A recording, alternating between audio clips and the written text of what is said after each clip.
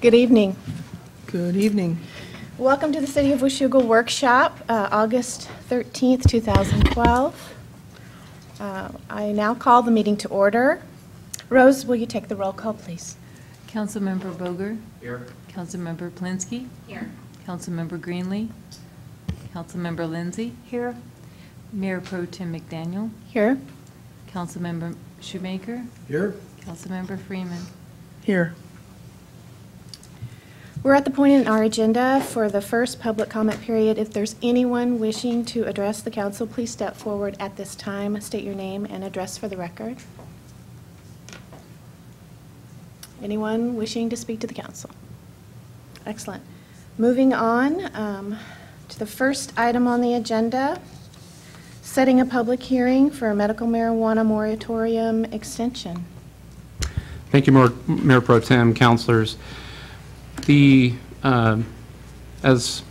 in terms of overview, under federal law, marijuana is classified as a Schedule I drug within the Controlled Substance Act, which means the possession, growing, distributing, knowingly facilitating the above for the medical use is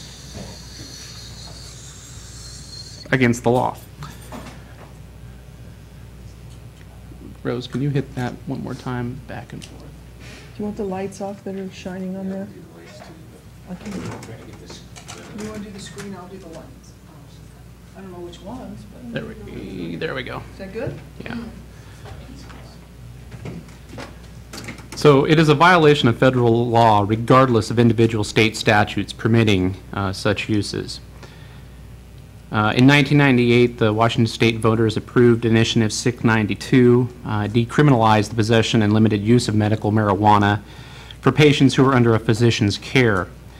In 2007, that law was expanded to allow patients to receive assistance from designated providers, and it broadened the definition of diseases that were allowed to, medical marijuana was to be prescribed for.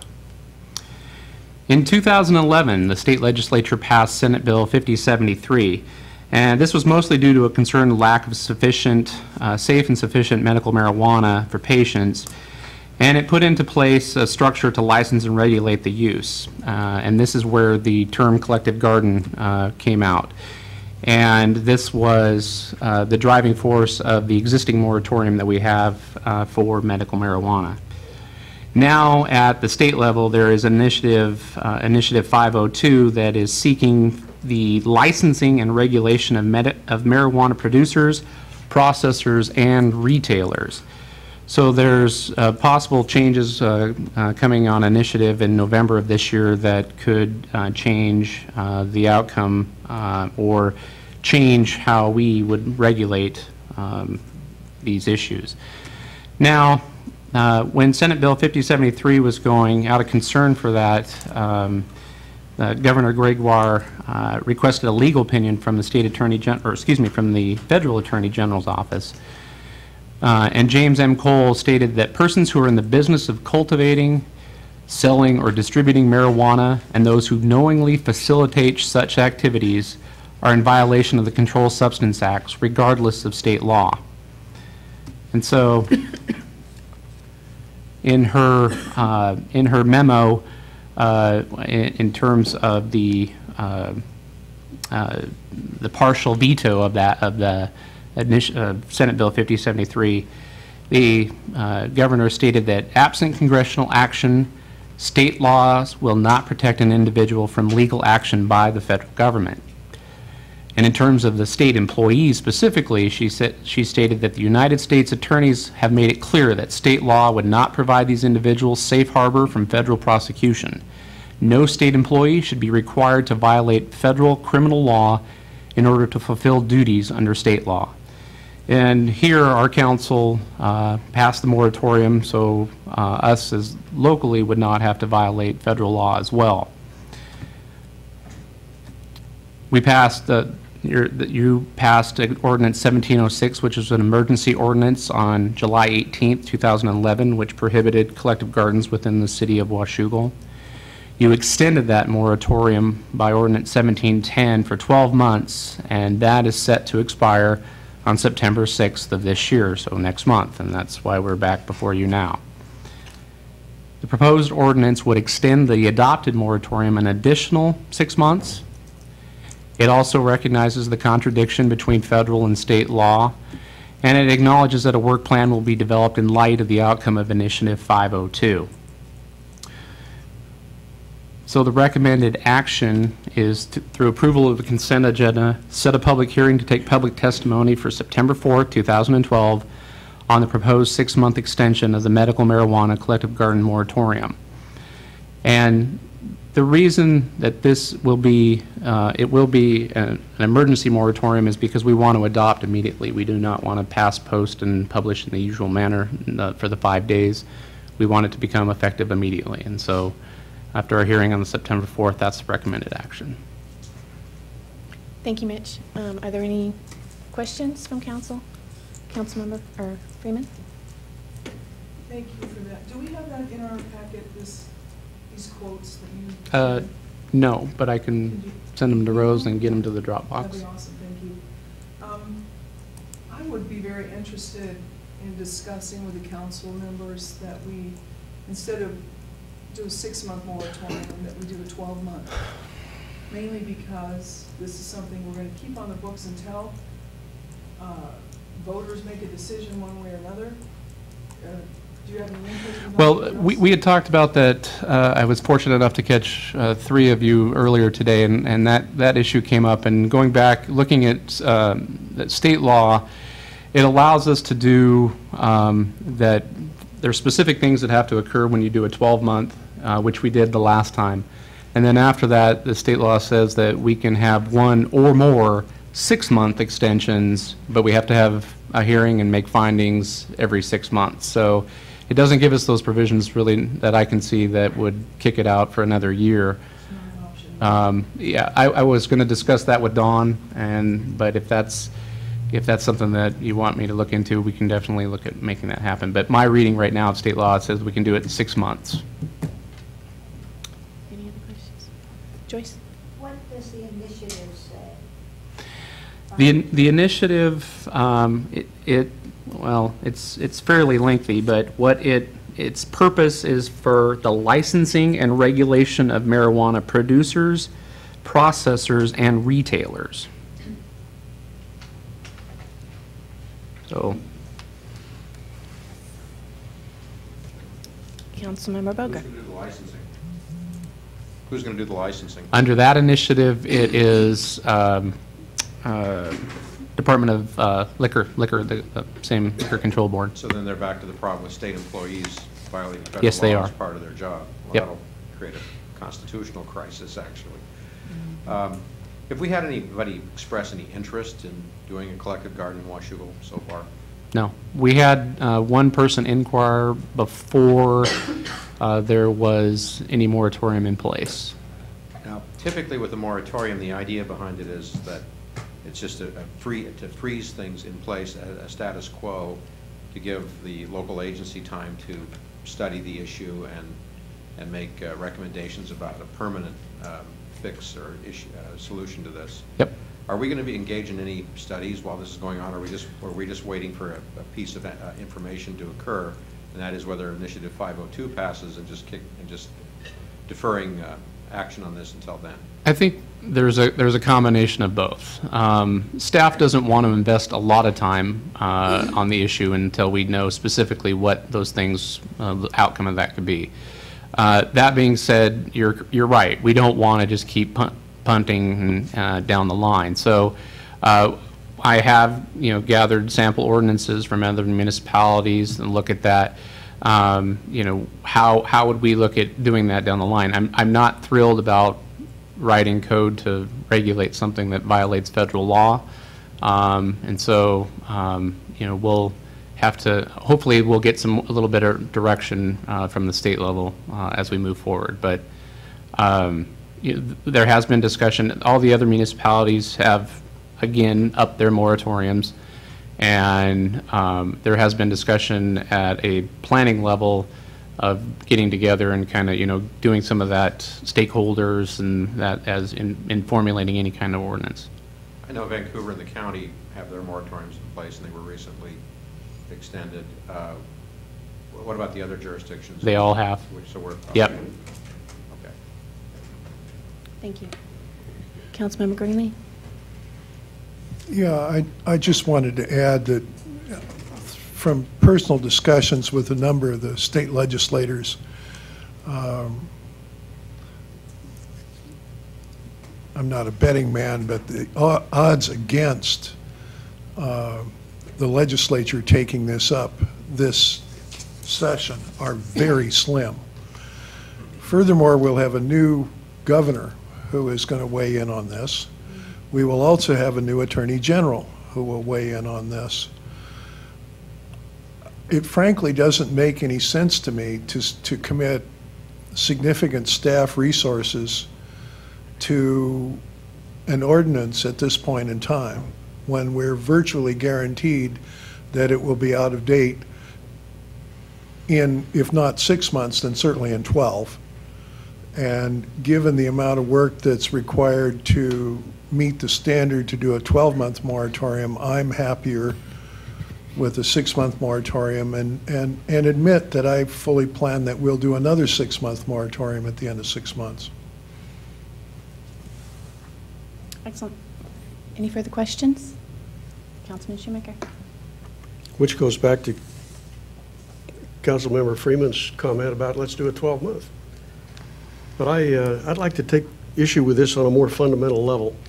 I notice in here one of the whereases is that the City Council acknowledges the right of qualified healthcare professionals to recommend the medical use of cannabis, acknowledges the affirmative defense available to qualifying patients for the possession of cannabis, as well as the same right of patients to designate a designated provider who can provide rather than sell cannabis. And I really don't want, as a city council member, to be on record as recognizing those rights. The state says we have those rights. The federal government says we don't. It's pretty clear to me who's going to win that battle. So I see no point in putting ourselves in that position. The other thing that bothers me here is that I don't understand why the state continues to impose on us their views on things like cannabis or anything else. There are things that need to be done statewide. There are ecological issues that need to be done that way. There are ecological issues that shouldn't be done that way. But the state is in our affairs and in our face all the time. And I would like to have my colleagues and anybody else that would like to join me have the opportunity to have that discussion with our state representatives right after this election, because I think they're going to see some major changes in the type of representation we have, and I think raising the standard of local control is a good issue. I don't see why the state needs to dictate these things to us. Thank you very much. Thank you. Councilmember Freeman? So Councilmember Shoemaker, are you asking that we strike this paragraph? Yes, What- absolutely. Okay. Thank you. I wasn't clear on that. I would concur with that. Me too. As would I. Also. I would also suggest that we strike that as well. City Administrator Scott, is there some reason that we have this, or I mean, is this just pulled out of state statute? I think this recital was borrowed from our colleagues in other communities across the state who had gone before us with their moratoria. And I think in the recitals, they were just setting the context for the regulatory context, and part of the regulatory context is, just as Councilman Shoemaker explained, the state has laws that have been passed that provide for certain rights, and so this recital simply acknowledges that. I don't believe that it's essential for us to recite that on the front end of the moratorium. It was in your previous moratorium. That recital existed, and we do have to make findings, but I think the remaining body of findings is adequate to support a moratorium, and so it's relatively simple to strike that recital. So when we bring it back, we can do that next week when it's for your action, or, excuse me, after the hearing on the 4th, when it's for your action. It'll be, I'll put it in your packet for next Monday too, that way. Thank you. Thank you. Are there any further comments on this particular issue? Excellent. We'll move to the second item under community development. That would be the floodplain regulation update and adoption of the update. Mitch?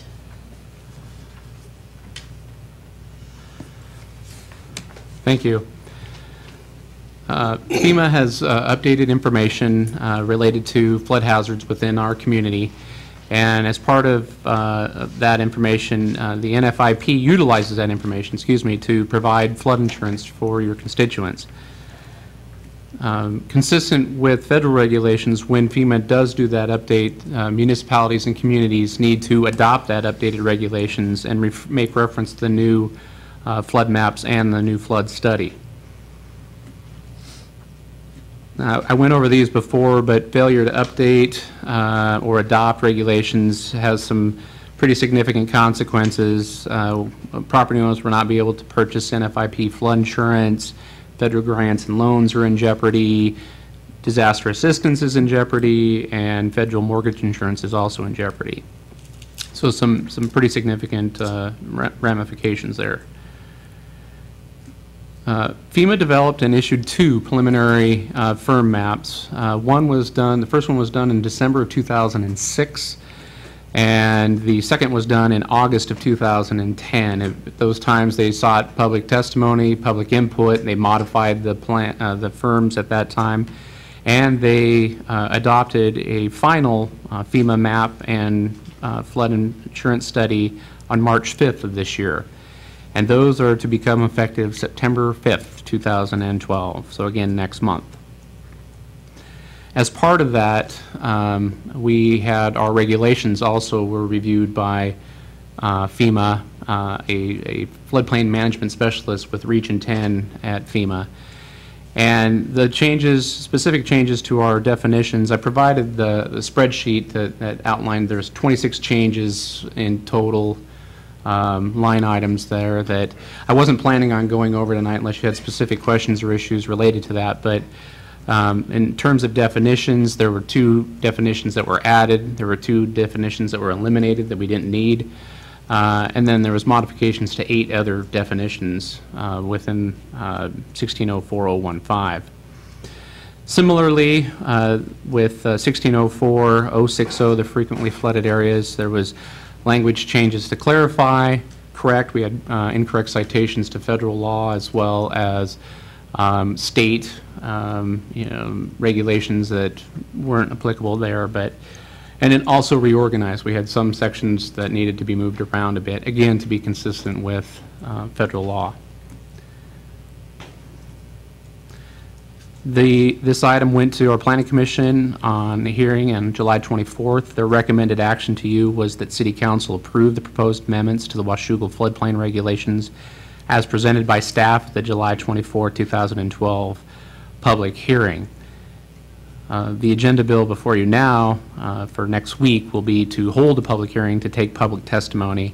If Council desires to make a motion to read the ordinance by title only and to pass, post, and publish the ordinance in the usual manner. Are there any questions? Yes, Councilman Greenlee. Item 22 on your spreadsheet, it's actually line 25 on this spreadsheet, 26. I've read that several times and find the wording exceptionally difficult. Which, I'm sorry, Paul, which line number? Applicants flood-proofing non-residential buildings shall be notified that flood insurance premiums will be based on rates that are 1 foot below the flood-proof level. That's fine, that's consistent with what's above. For example, a building flood-proof constructed to 1 foot above the base flood level will be rated at the base level, flood level as 1 foot below that level. What in the world does that mean? Well, the language that's stricken, so constructed and as 1 foot below, that stuff, that's proposed to be removed. So it would read, a building flood-proof to 1 foot above the base flood level will be rated at the base flood elevation. Perfect. I mean, that's how it is meant to be, Okay, that's how it will be stated. That's the proposed change. excellent. Any further questions, Councilman Shoemaker? Just a comment. Mitch and I had a chance to sit down and discuss this at some length. He happened to pick a day, he was looking for council participation in this, and I was the only one that was available. So I appreciated the opportunity, and we really went over this thing in some depth. What we discovered was a couple of key points which I think suggest that we don't need a lot of discussion on this. One of them was that the wording is taken directly from the federal regulation by necessity. The second one is that, and I understand Councilman Greenlee's concern about some of the wording. The second one is that if we don't adopt it, we're not eligible for the National Flood Insurance Program, and neither are our residents. The third one is that if we're not eligible for that, we're probably not eligible for the National Mortgage Insurance Program, and neither would our residents be. These two outcomes of not adopting these changes, I think, would be disastrous to the residents of the city of Washougal. I don't think it would help the city staff either. So I think without a heck of a lot of discussion on this, we can pass it. Thank you. Thank you. Mayor Pro Tem. Yes, Councilman Boga. Is there any controversy about any of these things? Have you been contacted, or, okay, I didn't think there would be. Any further questions? Thanks, Mitch. Moving on to Public Works. The first agenda item under Public Works would be authorizing the mayor to sign the professional services agreement with SAIC Energy, Environment, and Infrastructure, LLC, for owner's representative services for determining the feasibility of a design, build, operate, maintain public-private partnership. Yes, I'm sorry, Councilman. I'd like to request putting this off because we just received more information this morning that was not put in our packet, and I don't feel that I had sufficient time to review it. And that was the information from SAIC on what they propose to do in this study. The scope that we put in the Dropbox. The SAIC scope. Right. This item isn't for action until next week. Okay. So perhaps we could go over the item, and then any questions that the council has, you could direct to the team over the course of the week. Okay. And we could answer them then, and then, of course, if there's any questions when it's for action next week, we certainly could. Okay. I just need more time with it. And of course, there's always the option, once it, okay, just 1 second. Once it comes up on the agenda next week, then it be tabled as well. If there are still further questions that you have not been able to answer, that's always an option of council. Okay. Councilman Greenman? Apropos my previous discussion on this, I'm concerned, in fact disturbed, that the scope of work does not include some of the issues that were raised.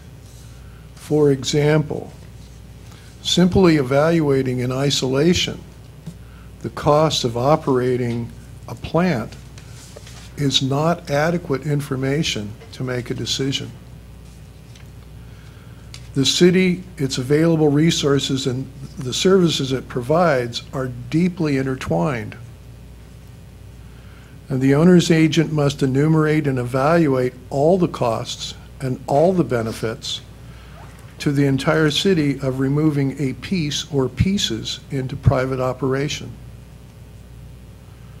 Several examples. Washington law requires municipal utilities to be operated as independent enterprises.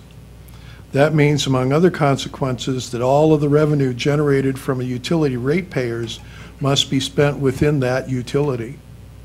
It is not general fund revenue and may not be spent on general fund expenditures or even on another independent enterprise utility. Over the past few years, the state auditor's office has become increasingly strict on this issue. Witness the recent finding, the worst possible result in an audit, against the city of Camas, the only finding ever against the city of Camas, and it was about inadequate documentation on spending utility funds to pay for administration, so forth.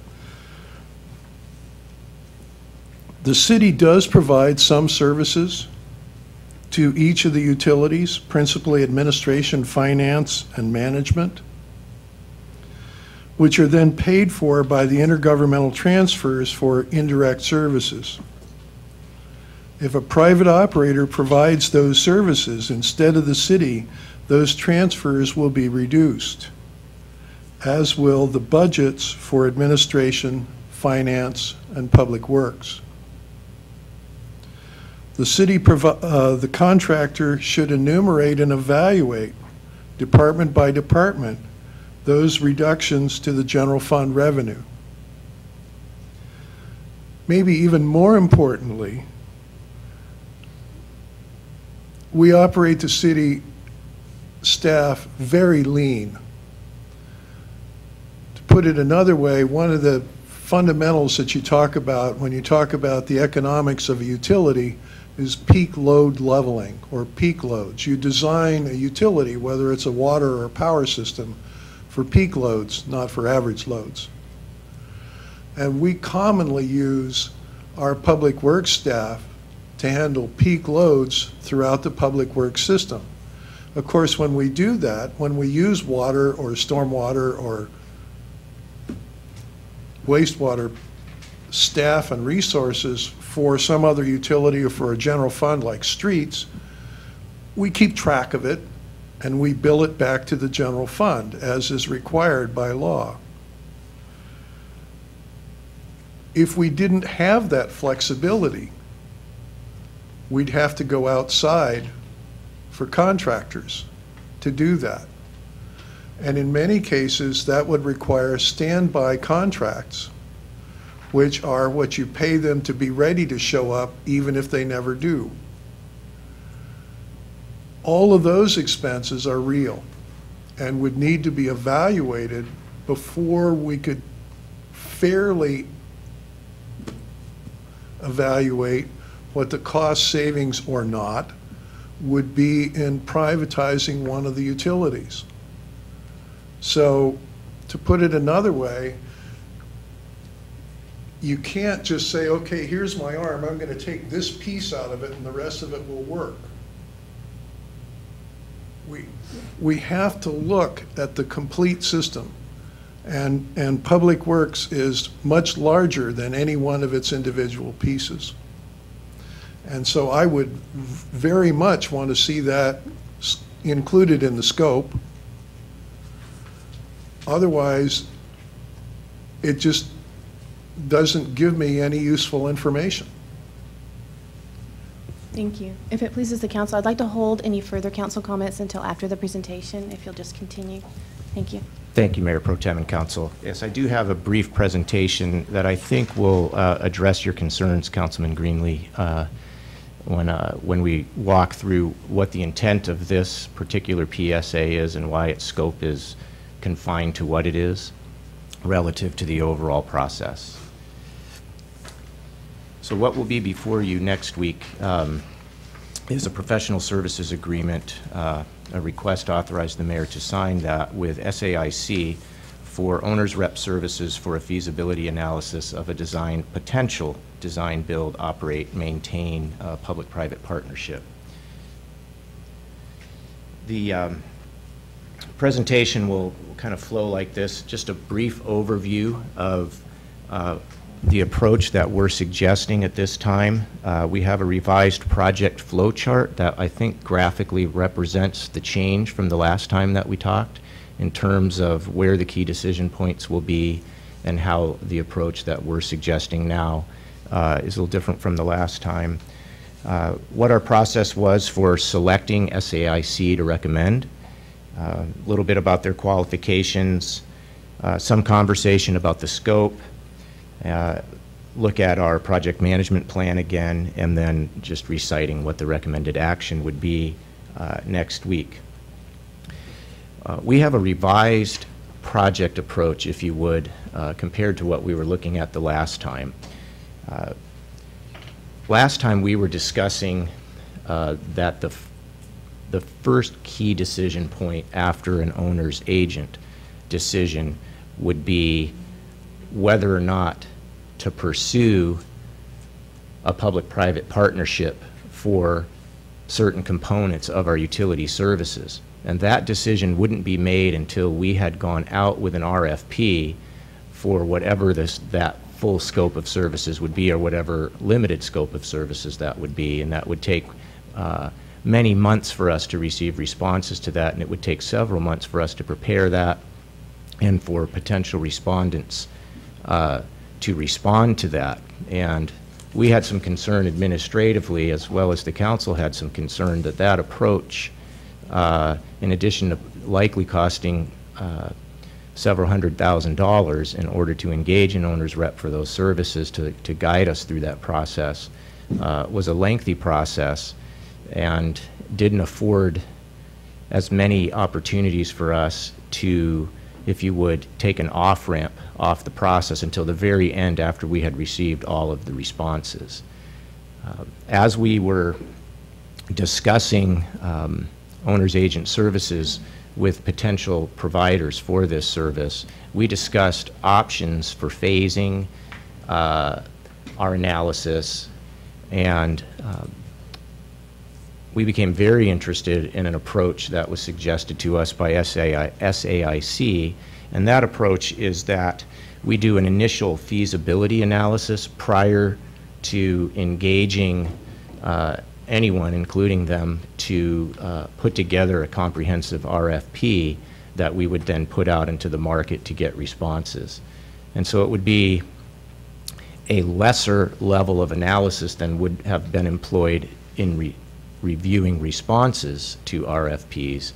It would provide an order of magnitude analysis so that the council could determine whether or not the city's energies should be expended in further analysis and preparing an RFP at all, or whether or not a different procurement method would be preferable. It would not get to the level of detail, Councilman Greenlee, as you described, all necessary facets of any analysis that we would do once we knew what, if any, parts of our utility services would be the subject of consideration for a public-private partnership. We'd certainly have to evaluate our indirect cost plan, the enterprise funds, the impact of changes on the indirect cost plan in terms of revenues to the enterprise funds, how we rally to provide services in unique circumstances, and how we leverage our lean staff across sort of the divisional boundaries to get those things done, and what the impacts of all of that would be if we were to look at any different model for any part of that at all. The reason that we began to be drawn to this particular approach for the project, to take this feasibility analysis up front, is that it requires less initial investment than producing the full RFP, and it gives us an opportunity to clarify what a possible scope for an RFP would be earlier in the process, because it would take some 2, 3, 4 months for us to work through an RFP process just to have it ready to go. This, within a month or so, will give us, we believe, enough information for the council to decide whether or not an additional investment is worthy to develop the RFP. So we'll get into a little bit more detail about what that looks like. Hopefully this this graphic is readable. I don't have the one that we looked at before, but this is a little different than the one we had before. The top box there we're talking about now is the initial feasibility analysis with an owner's agent. And the next key decision after they report to us will be, should we proceed with an RFP for a design, build, operate, maintain procurement for our plant and possibly portions of our utilities. We anticipate that that SAIC will have information for us to report back to us in a month or so, such that in October this could be in front of the council for a decision on whether or not to take the next step, which would be to develop the RFP. If the council's decision at that time was not to pursue it any further and not to issue an RFP, look over to the left and where it says no.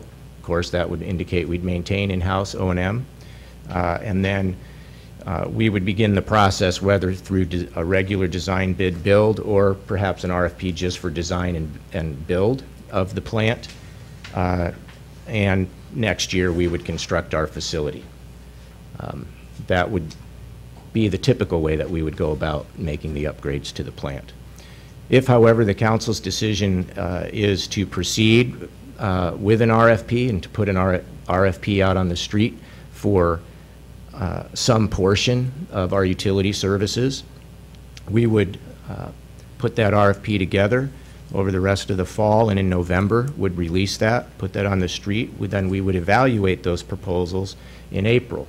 This would be another key decision point. And here's where the big difference is. Last time, it would be this point in April of next year where you would have made that sort of first key decision about whether, yeah, let's look at this in terms of looking at these responses versus no, let's continue with in-house O&M. This model gives this an opportunity for an off-ramp, if it's the council's pleasure, here in the next couple of months. But again, in case the council decided to do the RFP in April of 2013, that would be a key decision point about whether or not to proceed with it and to move into contract negotiations. And if the answer was yes, then we would negotiate the contracts, deliver the plant, and transition some portions of our utility services, whatever was in the scope and whatever the council decided to do. However, if the decision in April of 2013, upon receiving responses to the RFP, was to not pursue that portion of it, then it would loop back over to that same portion of the chart where we'd keep in-house O&M and then build the plant through one of the procurement methods, but the O&M would be off the table.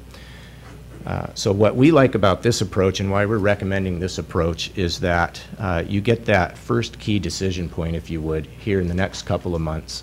We don't have to wait all the way until next spring to make our evaluation. You can do kind of an order of magnitude check around the potential feasibility. SAIC believes that they will be able to do that for us in a month or so and have enough data for us to advise the council and for the council to make a decision as to whether or not an RFP process for DBOM would make sense. Requires significantly less investment in owner's representative services than would otherwise be required to take us all the way to that second blue box and have that be the first key decision point. So we like that as well because potentially we don't spend all of those funds. How did we choose SAIC to recommend to you? We solicited from colleagues in the industry some names of firms that provide owner's agent services, and we received 3 names, HDR, Brown and Caldwell, and SAIC. So we set up interviews with those 3 groups. It turns out that just before we were getting ready to interview HDR, they decided to withdraw from consideration as a possible owner's agent. And so we had the interviews that had already taken place with Brown and Caldwell and SAIC. Based on the results of those, their ideas for working with us, reference checks to other communities, it was the consensus of the panel to recommend to me and to Sean that SAIC be put forth for the council's consideration as a owner's representative for this feasibility analysis. Just a little bit about SAIC. SAIC is Science Applications International Corporation. It's a large company. They are multifaceted. This is one area of work that they do. They started in San Diego back in the late 70s, early 80s in the defense industry. They've branched out internationally into all kinds of different things. One of those is this type of service. And they acquired a firm named R.W. Beck. And R.W. Beck began in Seattle back in 1942, basically as a service provider to public utilities. And it's really the team from that acquisition that brings that skill set forward for SAIC and who we would be working with. Just a short list of some of the communities that they've worked with before, some in Washington, some in other parts of the country, just listed there to show you that they have provided this service for a number of communities. In this feasibility analysis, so this is not an analysis of responses to requests for proposal, but a feasibility analysis as to whether or not we ought to prepare a request for proposals. They'll look at our existing operations. They will review our budgets and our current rate structure and the planned increases. They'll look at our facilities plans.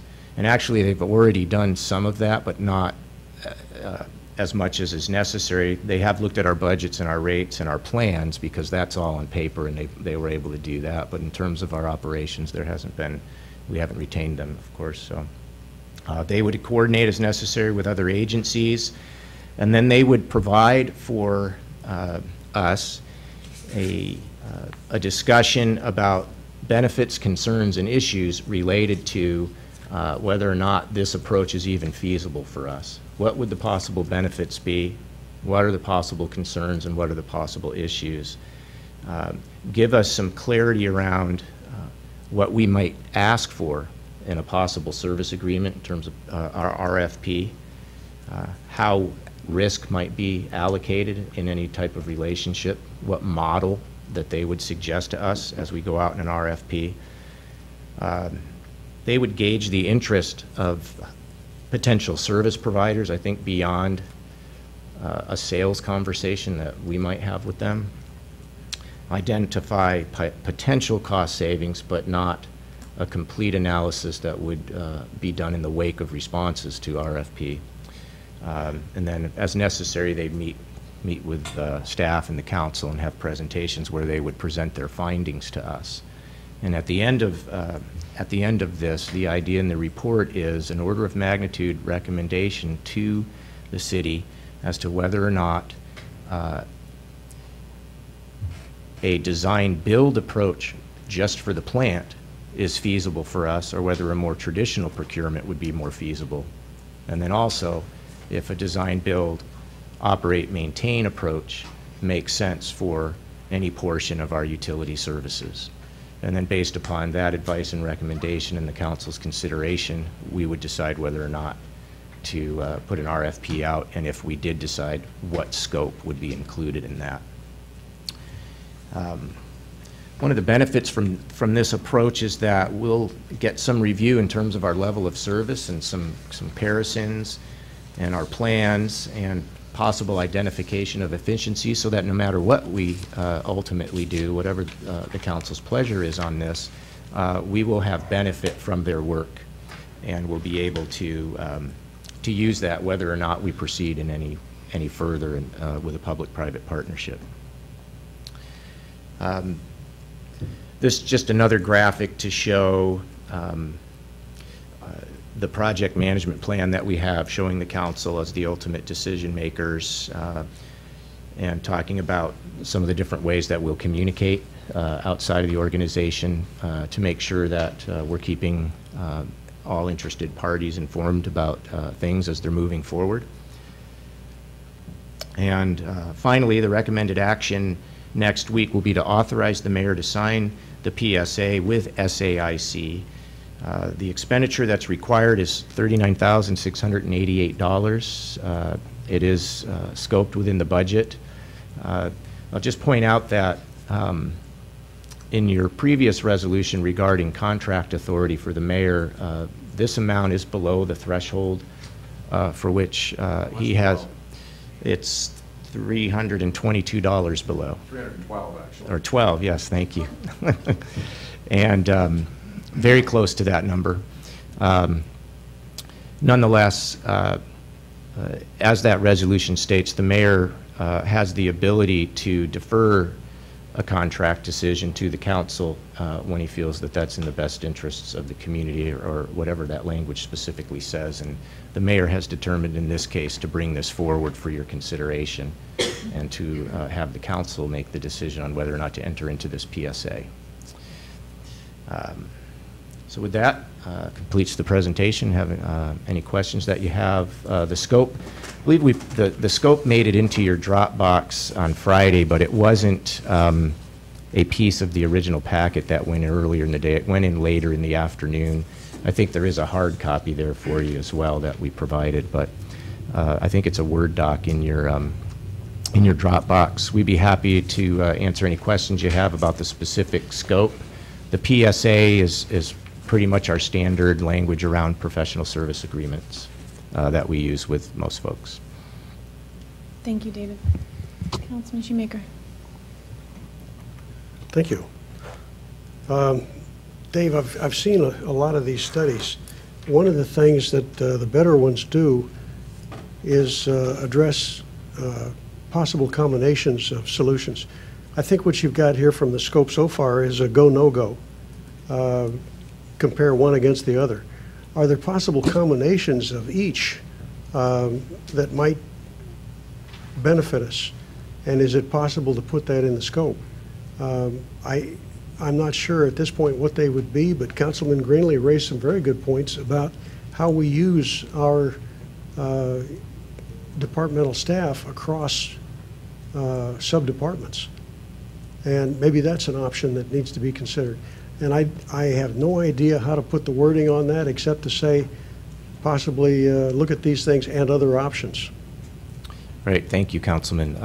That is indeed the intent of the scope through our conversations with SAIC. So if that's not evident in your reading of it, we'll ask them to clarify that within the scope, because it is our intent that they would look at each facet of both the construction of the upgrades as well as each facet of our utility services, and then recommend to us the feasibility and advise us regarding the feasibility of various combinations of service provision models, different options, not just all or nothing, Okay. go or no go.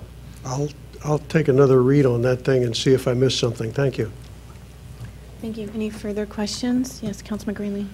On the first page titled SAIC Scope of Services, Review. Can you go back to that page? In the PSA? In the PowerPoint. Sorry, I just unplugged this by mistake.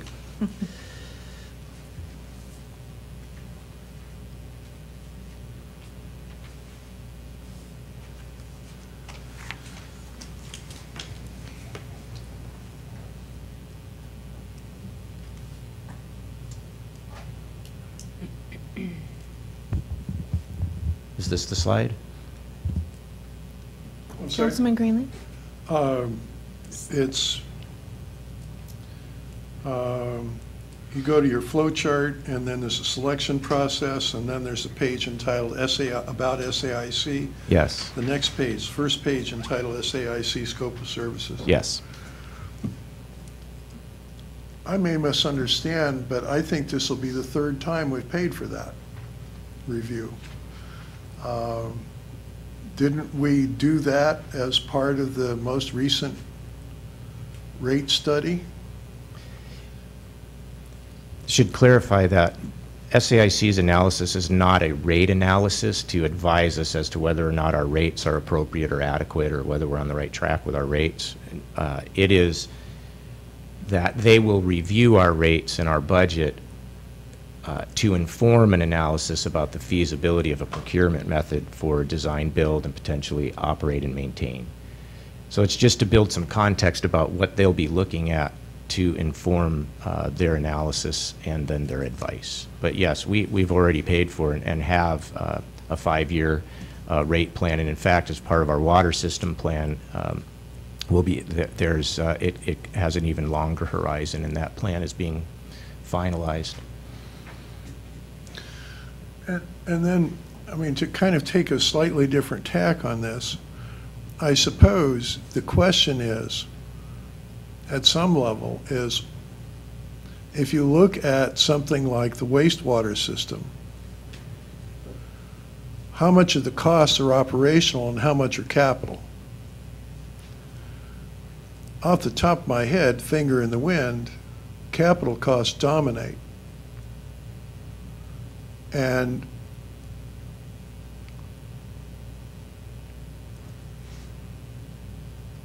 I'm not sure I need $40,000 to tell me that. Well, we know that. Certainly, we acknowledge that the capital costs are by far and away the most significant driver to the rates. I mean, I forget how large that bond was that we did last year. Significant bond. This analysis, acknowledging that, seeks to look at what potential savings there might be and what potential efficiencies there might be with alternative service delivery models on the O&M side. Understanding that that is not the lion's share of the overall utility budget. Nonetheless, it's not an insignificant part of the budget. But it is a look at that piece as well. Any further questions from council members Yes. regarding this issue? Councilman Boger? You know, my concern is, you know, there seems to be a very basic question here that I want to make sure, and I'm not sure it's going to get answered by this preliminary contract before we even go to the phase 2 owner-agent contract, which is probably going to be in the hundreds of thousands of dollars, I would suspect, to get to that level. And before we get to that level, I want to be very assured that this question is answered, but I'd like to at least have a preliminary take on it answered for our, you know, $40,000. Well, that's not a lot of money. It is to me, and I think it's something that you know, I want to get at least a basic question answered. And that question is, are we in the ballpark of having significant cost savings? And that includes both direct and indirect costs. And also, I would like to have a consideration of other impacts on city services, such as, you know, the public works workers we have or backups for, you know, snow issues and things like that. I want all that to be addressed for my $40,000 here. Councilmember Freeman? Do you have a hard copy of this? Attachment 1 that we were given? The scope? Scope, yeah. I just have a few questions. I have the... No, it was in the Dropbox. I have the I have a copy. PDF of it. Yeah, I was just asking if he had a copy so I could ask him some questions off of it. Well, first of all, I know that DBO stands for Develop, Build, and Operate, and then we talked about Maintain, DBOM. This contract seems to address DBO, and on page 2 of it, it talks, on the very top line, it talks about OMM. What does OMM stand for? Operate, manage, and maintain. Okay, I'm used to O&M, operate and maintain. Right. You threw one on me, extra M there. Then on the chart where it talks about how they break down the fees that they're charging us, you know, I don't have the expertise to address 1.0 and 1.2, but 3.0, where it talks about city council workshop, they're charging us $9,241 to prepare presentations and attend our workshops. That's basically their report preparation, and then coming here to present their report. So their reports aren't created in those first two subjects, first two categories. and then just accumulate it? I mean, I'm just looking at, they're charging us 24 man-hours. No, make that 40 man-hours just to prepare presentations for us. That's just kind of shocking to me. And then $2,000 in travel. So where are these folks located? They're in different offices, but the core team is up in the Puget Sound area. So we pay for them to come and go from here? Yeah. That's right. Well, I mean, that makes sense, that the travel's a lot higher because they're not Vancouverites or Right. just over the river. That just seems so high to me, 40 man-hours to prepare presentations. Okay, thank you. I don't believe that that's just for them to put slides together for Yeah. a PowerPoint. I believe it's really, that's their report. I think the upper parts of the spreadsheet showed what the actual evaluation that they're doing. It's accumulating all that information. Right. Okay. Any further, yes, Councilman Boker. Is SAIC a potential Phase 2 owner's agent as well? Absolutely. Yes, Councilmember Polinsky. So 39.6 for stage 1, as we're sort of calling it, do we have any inkling on what stage 2 would cost? Yes. Depends on the scope of the RFP that we would go out with, but I don't have that in front of me, but we were given some percentages, a range of percentages. It's very much like architectural and engineering services. It's a function of the value of a building, and then you pay a percentage of that value for an architect and a percentage of that value, say, for a structural engineer. And so for this type of an RFP process, if the council was to move that way, it's a certain percentage for the cost of the physical upgrade, and then a certain percentage for the value or the bid price of the service agreement for the operations and maintenance, or the operations management and maintenance. So that range, in the initial conversation we had with one of the providers, was anywhere from 300, 200, high 200s to low 500s. It was a range. The range from the other conversation was lower than that. It was a fixed price that they provided, and it was closer to the lower end of that range, but nonetheless, a relatively significant investment that we would be making as a community in putting together an RFP, and then having assistance in responding or reviewing the responses to the RFP, and waiting months for that process to unfold. And there was a lot of discomfort administratively, and I know with the council and others, in the wisdom of that approach. And as we had that conversation with both of the providers, the most creative response that we saw, and something that they've employed before, and that they then recommended to us during the interview, was this feasibility analysis approach. And we had a conversation about what that would entail and how that would help us as a community as we were evaluating these different options. We asked them to put together a proposal for that, and that this is the scope and the pricing that we received as a result of that. I would anticipate that the pricing for Phase 2, if the council was to move in the direction of doing an RFP, would be on the order of what I was just reciting. If the scope of services that we would be seeking proposals regarding was diminished, and it wasn't the entirety of our utility services, I think that number would come down. Those numbers were quoted for an RFP that included the full scope of all of our utility services.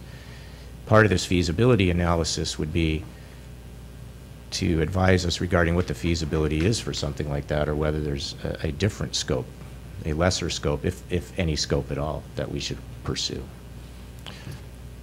Where would that money come from? That 200, high 2 to 500,000? I mean, maybe it would be less. These funds would come out of the utility budget. Okay. So for example, these funds, the 39,688, are budgeted as part of the professional services necessary to deliver the plant upgrades. And whether or not we were including the O&M in the conversation as a possibility, we would need to be, particularly if we were going to look at a design-build procurement approach for the plant, just stop at the DB. We would be needing these services. So these are budgeted and they come out of the utility funds. We did not budget that full scope, though, or contemplate that full scope when we put together our professional services budget for 2012. We weren't looking at that time at a DBOM Okay. possibility. And I just had one more question in regards to money. I'm looking at the SAIC, the scope page. In regards to the legal counsel, it says we are suggesting that the city retain legal counsel as discussed, during the interview process. So is that an extra cost that we would be paying Don or somebody else, or does that come under his retainer that we pay him monthly? We will need to retain legal services from someone like Foster Pepper and a Steve Someone else. DiGiulio that we've used before to advise us on complex matters related to the utilities. Any design build procurement process and the contracting around that, even a design bid build process and the contracting around that requires some pretty focused legal expertise. And so they're pointing out to us that we would need to do that. We need to do that no matter what we do, whatever approach that we take. Right, okay. Excellent. Thank you. Oh, you're welcome. Councilman Boga. Dave, I don't want to really get into micromanaging a lot of your thought process here. I sort of facetiously asked how much below the authorization that the mayor has to enter these contracts was it. Of course, I knew the answer to that. And I'm just a little concerned, to me, it's better to spend $50,000 on something and get something of value and spend $40,000 that is, or $39,688, that is completely inadequate or inadequate for this. And so I'd like to, before we proceed down this path, are we going to be missing something because we set up this $40,000 barrier that, to me, I think we ought to be looking at. Is there going to be enough of a consideration of indirect costs and the whole big picture that we have to look at even before we spend several $100,000 on a higher phase, or higher scope of work? We can loop back with SAIC quickly and ask them to discuss whether or not that level of analysis that I'm hearing is desired in this first phase. Would be part of the scope. Now, we'll go back and look at the scope to make sure. My understanding is that an order of magnitude analysis, including the direct and an indirect, is part of that analysis. But whether or not it will deal specifically with our nuances around how we deploy in different circumstances that you both have been raising, I don't know if that's going to be part of the scope. And we can certainly ask them to include that as part of the scope. And they'll either throw it in or they'll ask for a little more. What I'm hearing is if it takes a little bit more to do that, that would make you more comfortable with the PSA. For me, I don't know if that's the councilman's view. Any other comments? Yes, Councilman Greenlee. Yeah, to follow on what Councilman Boger was saying is that I'm not sure that $40,000 buys enough information to answer the question.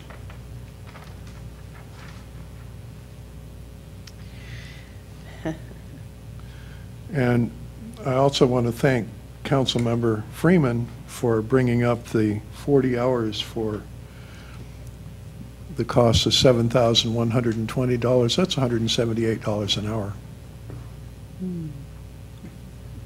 Yeah, their billable hours their billable rates are right in the market for professional engineers. Our current contracts, I think, might even be in excess of that with, say, Wallace or others. It's not cheap, that's for sure, for these services. Councilmember Blinsky? But you didn't put a $40,000, that's just what, 39.6 is what it just came in as, right? That's what I'm told. Yeah, that's what it Okay. came in as. I was thinking that. We didn't put any limit on it. Had to be less than 40. No. But they are aware, Okay. but I'm sure that they are aware of the contracting authority that you've delegated to the mayor. Interesting. But we didn't ask them, we didn't say, you need to come in at under 40. Mayor Pro Tem? Yes, Councilman Boger. You're bringing this to us anyway, so the 40,000 thing is not really a concern. Correct. I'm just, and I'm not trying to get the city to spend more money if it's not needed. And Councilmember Greenlee very succinctly said what in my rambling discourse, what I wanted to say is this going to buy enough information for us to really evaluate the decision before we proceed down the path that we're going to spend $500,000 on perhaps. We, as your staff team, have a level of confidence that we believe that the information that we'll get from this in our conversations with the SAIC will be very helpful to us administratively and to the council to know whether or not putting an RFP out and seeking responses would be wise for the community. We think that we will get enough information, but I have to admit that there's some subjectivity to that. It's a very, very big decision. It's not lost on us that this is a very weighty issue that is on the table, and more information is better. I'm sorry, but we'd also have an opportunity for a change order. If we get down the path a little bit and we see there's a gap here, we could go back to them and say we want to add on to the services. Yes, we can do supplemental professional service agreements. And in fact, those similarly, theoretically, would be within, assuming that they were less than $40,000, are within the mayor's purview to do that. And so if there was some incrementally small supplemental that we needed to do that would really enhance the information, we'd probably be inclined to do that. We're not aware of such a thing, although I do have some specific questions to ask of them in follow-up to this. I would disagree, actually, that if the supplemental PSA came through and it puts the amount significantly over $40,000, and it's for the same project, just a different or an additional ask for the engineers, that it would definitely have to come through the You're council. right. You're right. Thank you very much. The resolution very specifically says you can't phase something to avoid that. And it's not the intent to do that. It's just to be expedient. Right. Thank you. Yeah, Don English raised that point. Councilmember Greenlee, just one moment. I wanted to call on Councilmember Freeman. She's had her hand up for quite a while. Go ahead. Well, thank you. The mayor's not here to hear my appreciation, but I'd like you to convey to him that I appreciate that he brings this to us, that it is so very close to that threshold, but it is a weighty matter, and that he had the right to just go ahead and do it and hasn't, and has invited us into that conversation. So would you convey that to him for us, for me, that I appreciate that. Councilman Greenlee. Councilman Greenlee. No, I was just going to mention that Don English raised exactly that concern last week. Any further comments from council members? Questions, concerns, ideas? Anything else? Maybe we can rent a magic wand. I was going to say, get some buckets. Go to the well. Just to step back a bit to the FEIS rate study that we did. I guess it was several years ago. Doesn't seem to have been that long ago, but I think it was. It is my impression that most of the rate drivers are the CIPs, and there's quite a long list of them included to drive those rates for the 5-year study we're only on in year 2. We've got 3 more years to go on double-digit increases. I would be very, very curious to know, and I've gone back through my paperwork, that everything that I was given from FEIS, and I have not been able to find a percentage of what percentage is the O&M of the rate increase driver.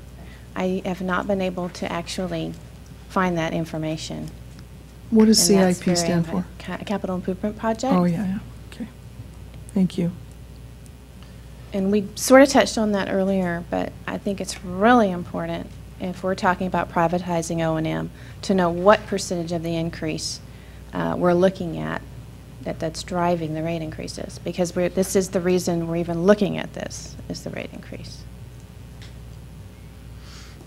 Thank you. We will pull that together. Thank you. Any other questions? All right. Moving on to the final item under new business, adopting a resolution amending the City Council Rules of Procedure. There are several sections dealing with regular council meetings, workshops, adding a new meeting cancellation policy, et cetera. I'll turn that over to you, David. Thank you, Mayor Pro Tem and Council. As you know, recently you passed an ordinance that, let me see if I can put this next thing there. Go. You don't need to look at this yet, but we will in a moment. Recently, you passed an ordinance that delegated to the mayor the authority to cancel meetings, and you struck from the code all of your meeting time specificity, deferring to your rules. And we also discussed that we needed to update the resolution so that there was clarity in the resolution about all of that, and specifically some of the nuances and details about how meetings would be canceled, and if council members were choosing to overrule that, and notice a lot of details that came up. And I think Councilwoman Plinsky raised a very interesting question about how that would all work. So the proposed language that you see in the Exhibit A, the resolution that will be before you, you'll note that in your regular meeting section and in your workshop section, there's some stricken language about dates and times and what day of the week, and there's question marks there, and we'll get to that in a minute, because tonight is the workshop where we will have conversation about possibly changing all of that. And then specific to the meeting cancellation, a new section 2.7 is introduced. It has some identical language to the ordinance and all of those notice provisions that we addressed last time. But what it does add, I believe, addresses the concerns that were raised about notice of cancellation and making sure we did that well. So if the mayor canceled a meeting and provided 6 days notice, and 3 city council members decided they wanted to overrule that, they would have to provide 4 days notice. So within 2 days, basically, so you'd have to act relatively quickly within 2 days, 3 of you, to decide to overrule that. And then that would give the clerk, what's required here is 72 hours to notify the council and the public that there's not going to be a meeting. Just a moment. Can I interrupt for just a moment? Please. You don't happen to have that PDF that you can pull up for the audience to be able to take a look at that I do. as you go along? Page 45. Yes. Yep. 45.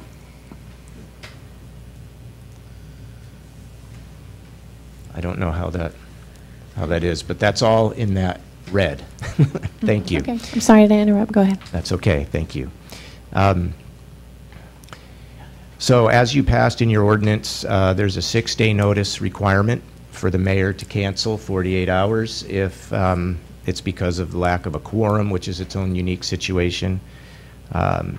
If 3 council members want to overrule that cancellation, 4 days notice prior to that regularly scheduled meeting would have to be provided. So that gives you 2 days to react to the cancellation. And then the clerk has 72 hours, so basically the next day, to notify everybody that the meeting's going to happen after all. So in the event, and we believe the rare event that there'd be council members overruling a mayoral cancellation, we would be providing 72 hours to the public and to the council that that meeting is going to happen.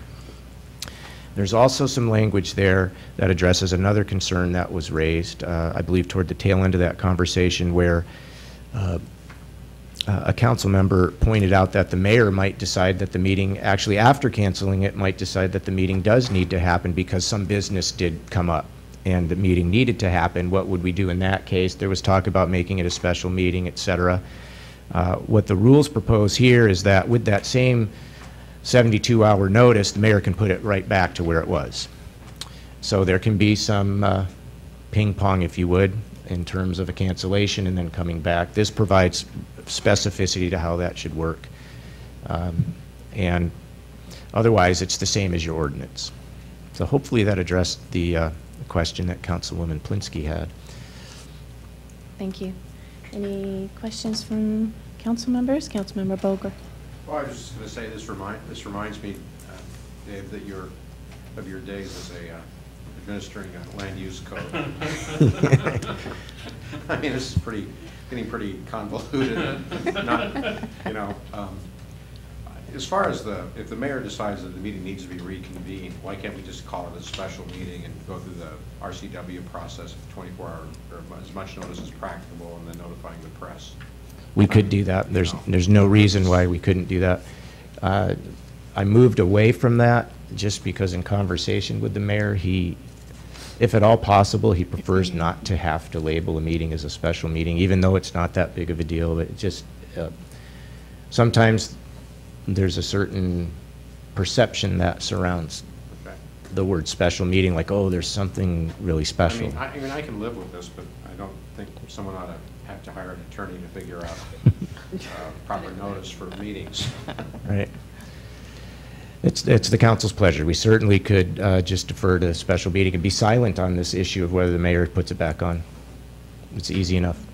Councilman Shoemaker. Thank you. You're welcome. So we reached for the mic. I did.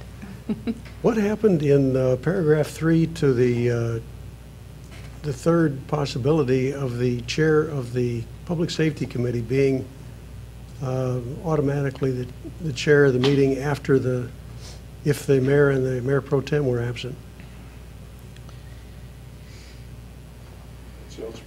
I believe it's in the code, correct? It is addressed in the code. I'm not sure that it's ever been addressed in the rule. I could look back I have the history, all the different versions of the rules to see if it was also clarified there, but the code certainly provides for that. But I will make sure.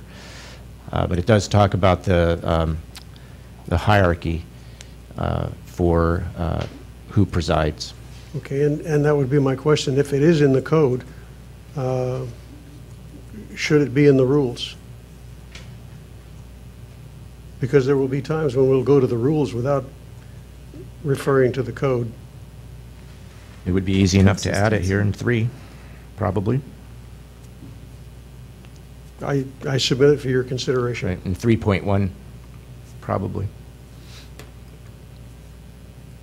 Consistency is nice, seeing that, like you say, we may end up going one place and not the other. Any other council comments regarding this section? I assume we're staying on this section for the moment. We're moving to 2.4. Okay. I will put this chart back up. I believe Councilwoman Freeman asked several meetings ago for the council to consider possibly changing the meeting times, maybe moving from 4 times a month to twice a month or some other type of scenario. So the draft resolution just has placeholders in case you were to make a decision to make a change. We did some research for you to look at what other communities are doing. And what you see on this chart is that everyone that we surveyed, we looked at, we didn't put Vancouver on here. Councilman Boger can attest to what they do. But everyone on this chart, these are some comps for us in terms of their size, meets twice a month, except for Richfield, which meets 3 times a month. And you'll note that some have workshops, some don't. Some combine the workshops prior to the regular meeting, and they vary in length.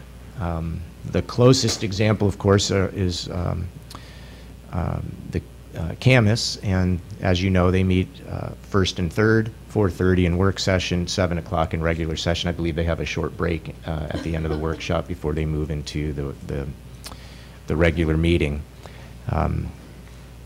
And just in terms of potential conflicts, as you might consider this issue, the Port of Camas-Washougal holds its regular meetings Tuesdays 1st and 3rd at 5. The school district holds its regular meetings Tuesdays 2nd and 4th.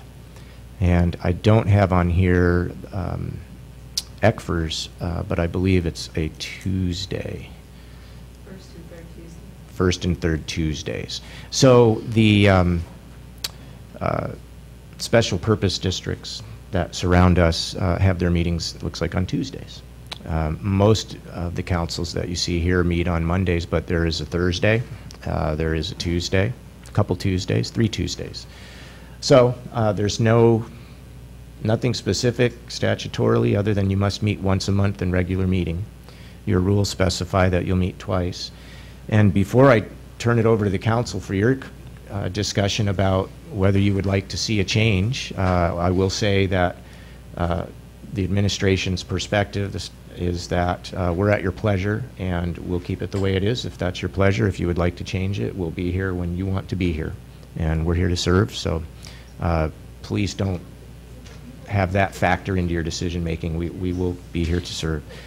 The other comment that I would make is that sort of what our culture, I guess, is here in terms of how we use our workshops and the way that we sequentially time them with our regular meetings is we really do a dress rehearsal, if you would, almost, for your regular meeting items in the prior meeting, in the prior workshop. So, for example, everything that's going to be on your agenda for action next week we've covered tonight. That's not always the case in other communities. Often the workshops are not really used in that way, and that doesn't mean that items that come for action aren't workshopped, but they're not necessarily workshopped in that sort of dress rehearsal format. The week prior they may have been workshopped over a series of workshops, just depending upon the policy conversation for the issue.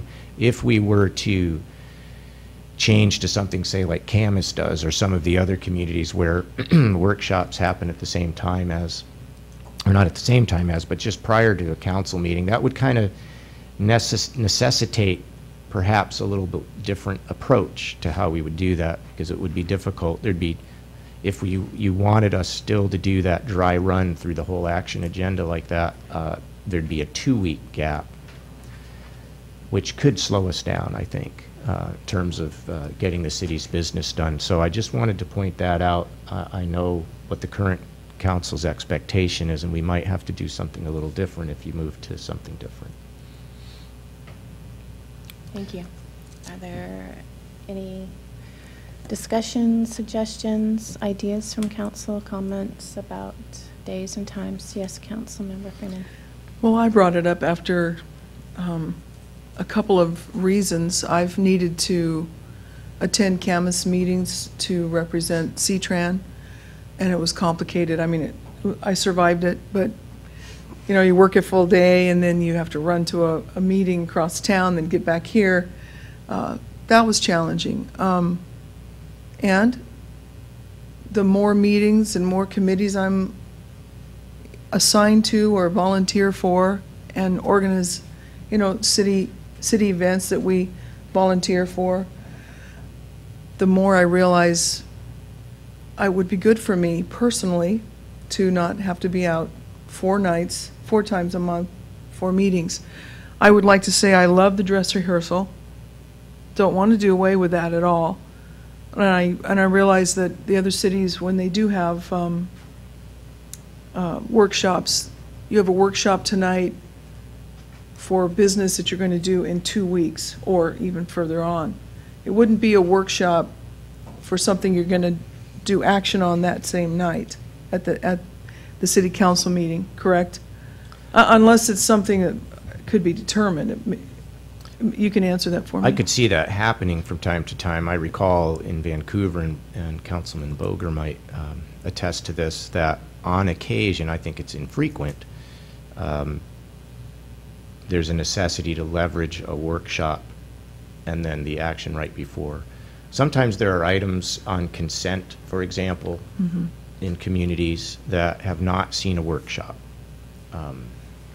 And they're on the consent agenda. And then based upon conversation perhaps with council members in the days preceding the meeting, it becomes clear that the issue should be vetted more than it had been. And the staff would respond by workshopping it that same night. And sometimes that works in terms of making sure that the council has all the information they So want. it's not a hard, fast rule, something can be flexible. Right. That's even better. Right. We could still, if you met, twice a month, we could still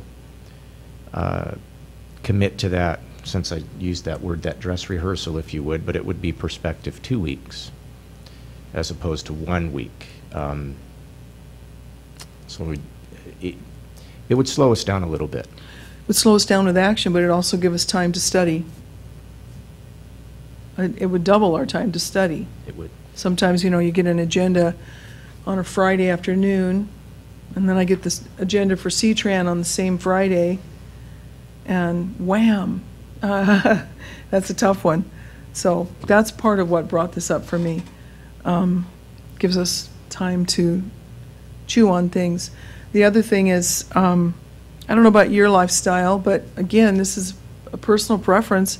My husband, with his work and our lifestyle, has not afforded us vacations a week at a time, so we do frequent, we try to do vacations, maybe 4-day weekends. So I would like to also bring up, since we're stirring the pot, bring up possibly moving it to middle of the week rather than on Mondays, because, a 4-day weekend, Friday, Saturday, Sunday, Monday, camp trip, then you're going to miss out on a meeting. So it's just another consideration. I don't know what night would work for us all, but there you go. Thank you. Councilmember Lindsay.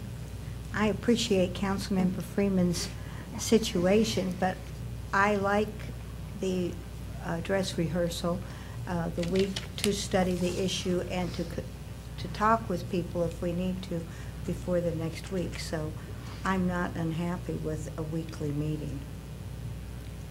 Councilman Boger, I saw your hand. So many different moving parts to this. I completely understand Councilmember Freeman's concern moving into the middle of the week. I would think that would be a great idea. I don't think we compete with a lot of other agencies meeting on Wednesday, is my recollection on that chart. Maybe Linden, I don't know why you put Linden up there, that's on the Canadian border, isn't it? Just a comp in terms of size, yeah. We go up there. Is it on the border, or is it inside the border of Canada? I don't think that's a conflict for many people around here, that they're going to miss our meetings because they need to go to the Linden Council meeting, but you never know.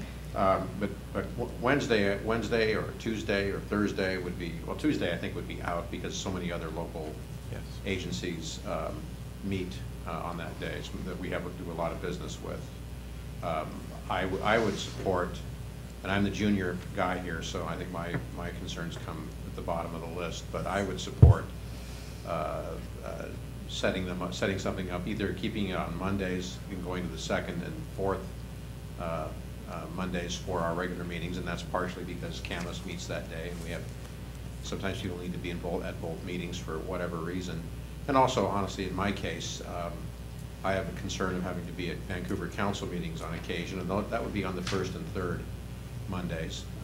Second and fourth would be rare, very rare to have to be at a Vancouver Council meeting, so that takes it out for me, but meeting on Wednesday would be fine as well. And the other thought I had, and again, this is another moving part, is why don't we do an incremental change and do 2 meetings and then do a workshop for a third? And so we just cut 1 meeting out a month and see if our workflow justifies keeping it at 3, or if we can just go to 2. That's another thought I had. Thank you. Councilmember Flinsky? I concur with a lot of what Brent said. I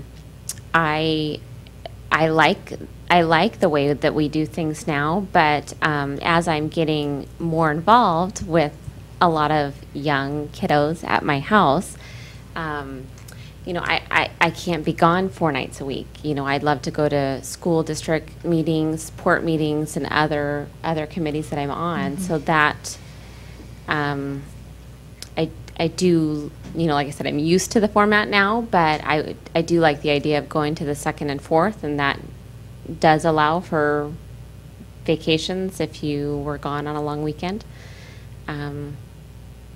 Maybe try it out. I don't know and see, but I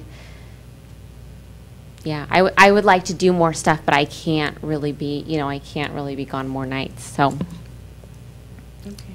Any council comments, Councilman Shoemaker? If you look at who meets when around the community, a great number of the nonprofit organizations meet on Wednesday nights. Most of them 1st and 3rd, some of them 2nd and 4th. So Wednesday nights is a complicating feature. I think just about everything that we do is going to meet with something like that. Although I do notice that the later you go in the week, the less of a conflict there is with things like that. So I just throw that in the pot for consideration. All right. Any other comments? Councilman Greenlee? I'm kind of 2 separate pieces. 4 years ago, we used to have our workshops with everybody spread around a table rather than behind a dais. I frankly think it worked a lot better. Being behind the dais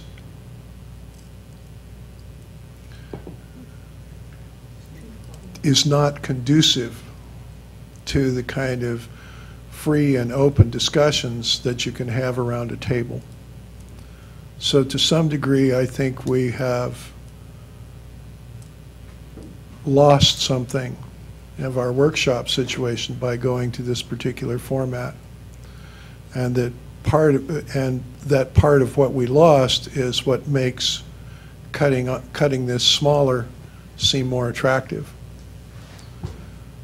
That when we had time to sit around a table and sit next to somebody different each week, it really created a different kind of relationship of friendliness between the various members of council and staff that I think is somewhat missing. What was the reason for removing the table in the center and bringing us here? Basically microphones. So couldn't we easily do away with the name plaques and sit where we want on workshops and be more informal in our meetings? I don't know if I would certainly like to go ahead. I'd like to hold that thought. Yes, Councilmember Lindsay. As a member of the audience, when you were meeting around the table, we could not hear anything. Right. And I don't know if the acoustics in the room are better now, but that was certainly a complaint that we had as attending a meeting. I would leave and not have a clue what was said. And that's why we're in this format, is that complaint was taken seriously. Now, perhaps if the sound system or there was a different way to handle that, but to have a meeting that people come to and can't hear, I don't think that's productive. Then the other thing is, I agree with you, Dave, that a lot of the nonprofits meet on Wednesday nights, but I'm on several boards that are carefully chosen because they don't meet on Monday night or Tuesday night, but I very often have to be up in SeaTac for a meeting Thursday or Friday. And so, you know, and these are some of them big responsibility positions. The Association of Washington Cities Employee Benefits Trust, which covers 220 cities and 57 other municipal organizations with health care and other benefits, not pensions, that's somewhere else. But those board meetings are 5 times a year, and some of them are 2.5-day long. I don't call them retreats, I call them advances. And they're all at the end of the week because all of us are public officials who meet early in the week. Mosquito Control Board also meets late in the week. So that meeting, moving it from Monday would be a problem for me. I would need to switch my boards, and that's not easy to do.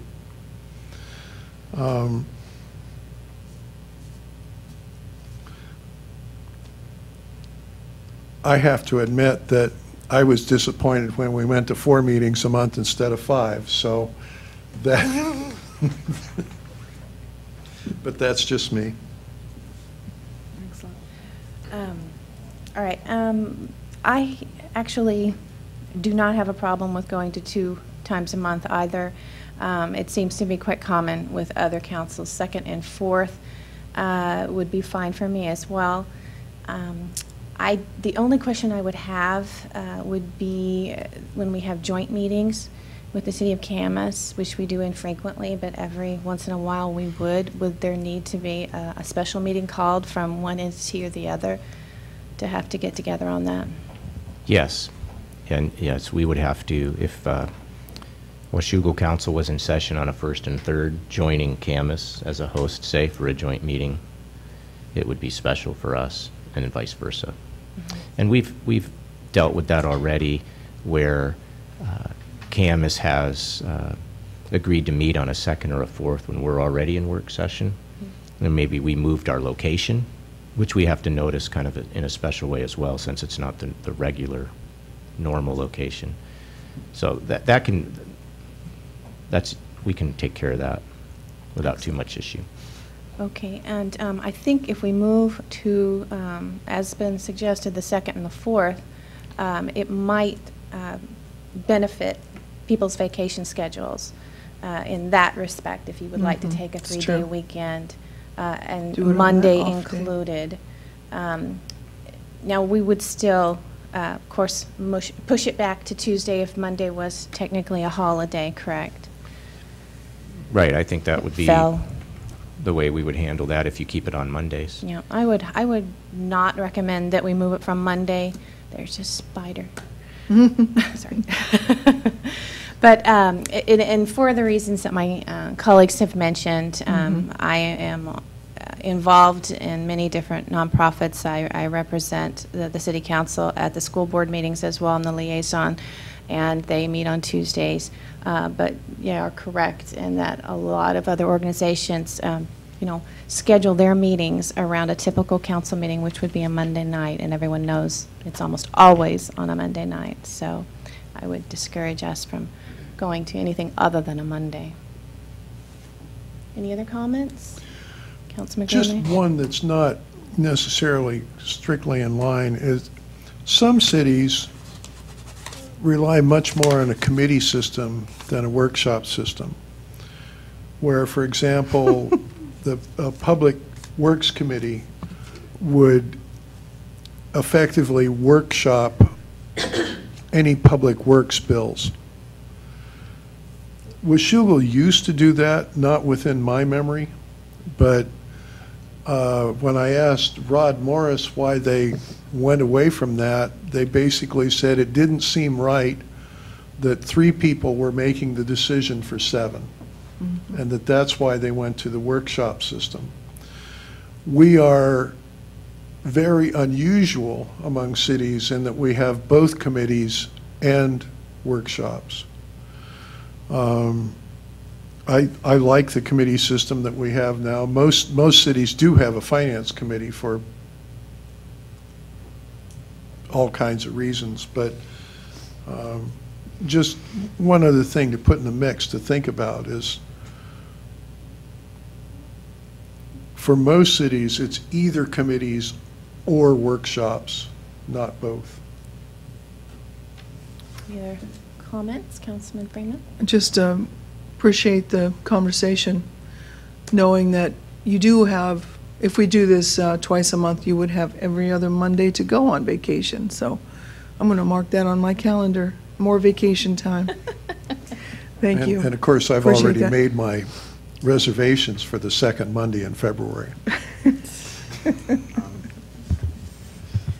Councilmember Boker. So if I understand what I'm hearing here is we're second and fourth, it's Yeah. kind of, there's a majority for going to that, and, or at least a consensus, Mhm.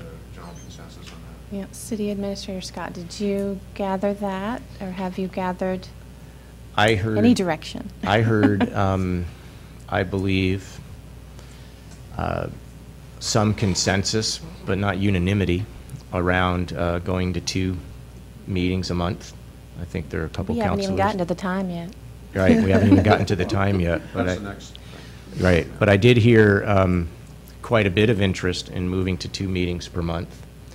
And if I may, before we move on to how long should the workshop be if we were to move to 2, and should there be a break in between and all of that, I just wanted to kind of walk through what your typical month would be like in that context compared to what it is today, just for your consideration. The way we kind of do it today, because we do that dress rehearsal on a second, and pretend there's no 5th Mondays that ever exist, but 1 week you have an agenda that has bills, and we talk about those things, and then and so you can take that packet of actionable items and information, and you kind of work that really for about a week and a half, depending on when the packet goes out, and you work that over those 2 meetings and the time you had the packet prior to the workshop, and that's all you have in front of you. This way, what would happen is if we continue the dress rehearsal approach, on a second Monday, there'll be a workshop agenda, which will be the dress rehearsal for the 4th Monday. And then after a break, if you take a break, you'll convene into regular meeting, and you'll do what you reviewed 2 weeks prior at the 4th, you'll take action on at the 2nd. So you would be, in any given week, you would essentially, you'd have 1 packet, but really it'd be like 2 sub-packets, if you would. And one, you'd be getting your first look at it, and the other one, you'd be preparing yourself for action. So it will require you to engage more information in different contexts than the current way that you do it. However, you will come here to do that 50% of the time that you currently do. That'd be the trade-off. If we departed from a rigorous dress rehearsal approach, that would be mitigated somewhat. However, that raises its other issues that the council would have to be comfortable with. Councilmember Freeman. Well, yeah, this isn't saving time. This is just doing what we do in 2 nights instead of 4. So I think that's important that we realize we're not saving ourselves time. That wasn't the purpose. I think it was so that we didn't have to be out so often, so we could give ourselves to other events. So Councilman Greenlee? appreciate you pointing that out, though. It's probably difficult for me to admit, but as a grayback, I'm a little worried about my endurance and concentration. You start me on this at 4:30 in the afternoon for 2 hours, and then give me a 30-minute break. I'm not really at full capability by 6 o'clock, especially by 8 o'clock. I'm crispy around the edges, and I'm not thinking my best. I'm not making my best decisions. Personally, for me, I like the system we have. And, will I jump up and down and scream, no, don't change it ever? No. But given my druthers, I'd keep it the way it is. Yes, I have a quick question. Do you foresee possibly the workshop before the meeting that we're to vote on an item that would have been discussed 2 weeks earlier might have a few more questions that might not be necessarily on the workshop agenda? We could Follow-up questions, clarification questions? We could hold time for that. We could certainly make that part of our practice. Councilmember Lindsay. Well, Councilmember Greenlee, it's 7:45, so we're 2 hours in this workshop. If this were a meeting, we would be getting ready for a 2-hour meeting. So that would be 4 hours every other week. I have gray hair, too. Well, mine's hiding, but I do too. Maybe because I'm used to doing it with C-Tran once a month. We meet at 4:30. We meet for an hour, we adjourn for 30 minutes, then we go back in and we stay till it's done. And I manage, and I get up and go to work at 5:30 in the morning. So, I mean, it's grueling at times, but not every meeting is such a full agenda. You know, sometimes we can be 10 minutes. Sometimes we can be 30, and tonight we've had a lot of discussion, more than usual, really. No, this is more typical. Well, I guess I've forgotten, because through our summer it hasn't been that long. Maybe I'm settling into that. But, so I understand what you're saying, totally. Just one more angle to look at. Okay, so the consensus is we don't really have 100% consensus. So, City Administrator Scott, what is your suggestion for the council at this point? Well, I think the council's a little divided on the question, clearly, and but I think I'm hearing enough interest in trying something different that potentially there'd be a majority vote to do that. And what I'm hearing was second and fourth Mondays, and to try the maintaining that dress rehearsal approach and doing that, see how that works out. There's details that would have to be decided, like if you were to decide to do that, how long would the workshop be? How long would the break be? Then there's sort of an offline discussion about what happens at the break. Is, it's dinner time, and what do we do for that? Does everybody go off? What do they do in Camas? They go to have dinner? I don't believe they provide a dinner there. They do in Vancouver. I remember. C-Tran does, I know. I'm sorry, what was the question? What do they do during their breaks? They were Go talking eat about dinner. if they go off-site individually, if something is brought in. The city Brown bag. used to, in the old days, the city of Washougal used to actually provide food at workshops for both staff and council. My recollection is, and I may have this wrong, is the state auditor's office objected, and it was done away with. But that made it possible to work, for people to come directly Work from through. work and still put in several hours. I also remember those days. I always felt very uncomfortable with food before us while we had guests sitting in the audience, who were listening but not participating, and the food eating process. So I always felt a little uncomfortable with that. I would recommend that we either bring our own or go out on our own if that is the case. I don't recommend that the city provide. Sometimes the city of Camas, typically a member of council, but occasionally its staff will cook for the group. I vote for that. Oh. No. Okay, Councilmember. Well, Freeman. C-Tran breaks for 30 minutes, and you leave the room. Okay, that's. And then the audience also needs a break. They've been sitting in those hard chairs, wanting to wiggle. So everyone takes a break, and restroom break, eat something, and we're provided a meal, which, that's our decision later on, but what the city wants to do here. But we go off to a room, we eat together, and it's a good time to not necessarily talk business, but have that camaraderie that you talked about. Because, we don't get together. We come in 5 minutes before it starts, and we are out of here And I kind of like that idea, but that's just one more opportunity. I'm fascinated that the CTRAN board can retire into a room by themselves without an OPMA problem with 3 county commissioners. That's right, the city attorney. Well, when Vancouver does it, the city attorney's in there, and there's no. No business. We talk about, there may be one-on-one conversations, but the 4 never participate in a collective discussion. And if I recall, Councilman Boger as well, from my experience in sitting at some of those dinners, it's not closed to the public.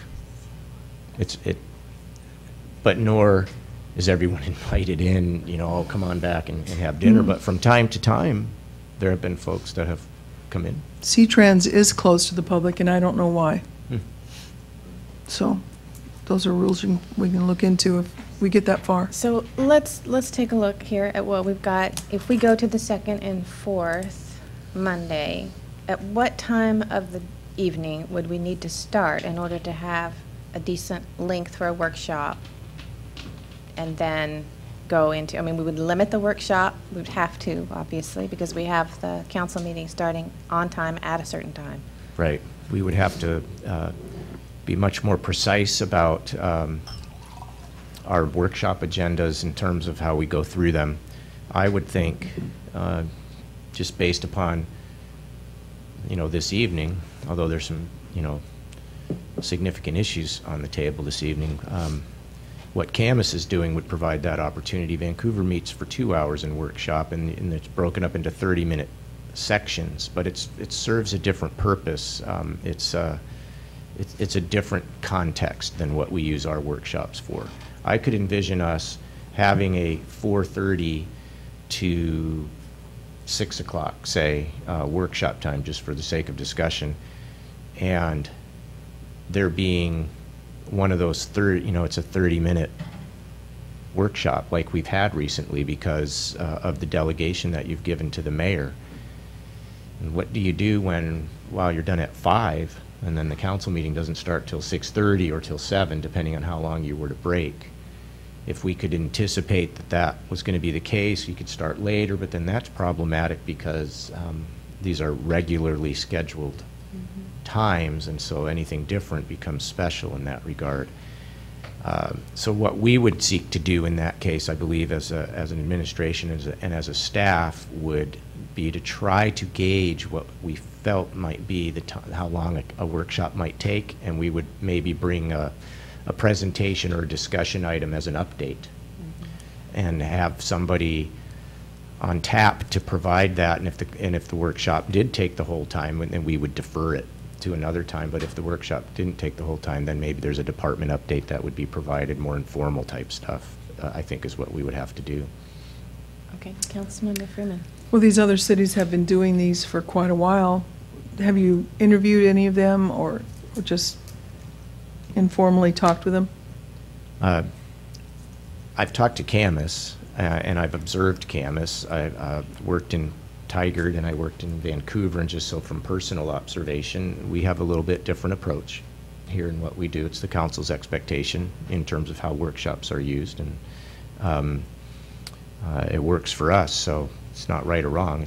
What are their workshops covering then that are different from ours? Councilman Boger, help me if you would on this, but you don't see the next week's agenda verbatim on the workshop. It will be an update on the TIF program. Broad, general things. Sometimes, I know the current city manager likes to bring something, if it's a complicated matter, he likes to touch, he says he has what he calls the 3-touch rule. You touch the council 3 times with it so they hear about it, so they fully grasp it if it's complicated. And that'll include a workshop and maybe 2 workshops, depending on how it works out, if it's really a difficult issue. But often they're just broad things that don't necessarily involve a council action.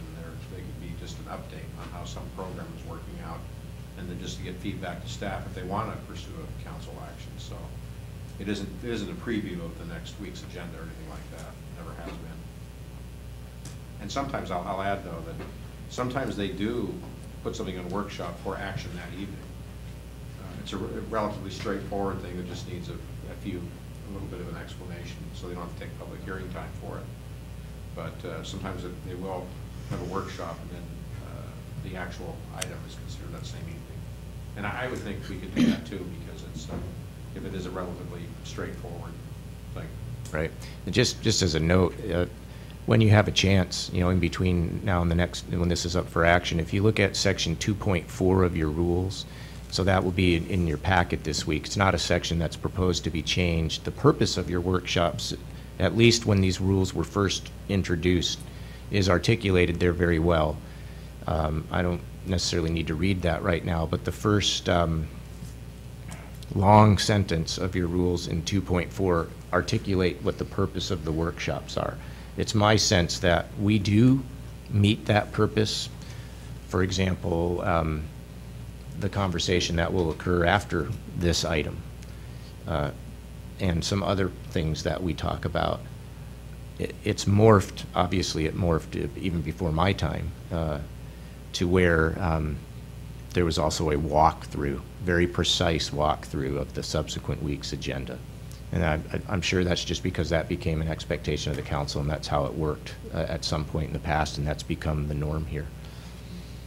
And I'm not passing judgment on that. It is a little bit different approach. Councilmember Freeman. Those of you with experience, it seems that my experience is that workshops tend to go quite a bit longer than council meetings, because that's where we do what we're doing right now. We chew on issues. Once we get to the meeting to do action, it's kind of cut and dry. So I'm thinking, is it true that your workshops are going to typically be longer, and then you're going to go in and take action? Just curious. Probably, typically. Yeah, so we're looking at a longer workshop probably, but our council meetings could probably be very quick. Councilmember Greenlee. Yeah, and if you go back 4 or 5 years to what our workshops look like, they're more what Councilmember Boger described in Vancouver. They tended to be fairly free-ranging discussions of something like a transportation improvement plan or a capital improvement plan. You didn't have specifics on the table so much as it was a much broader ranging discussion.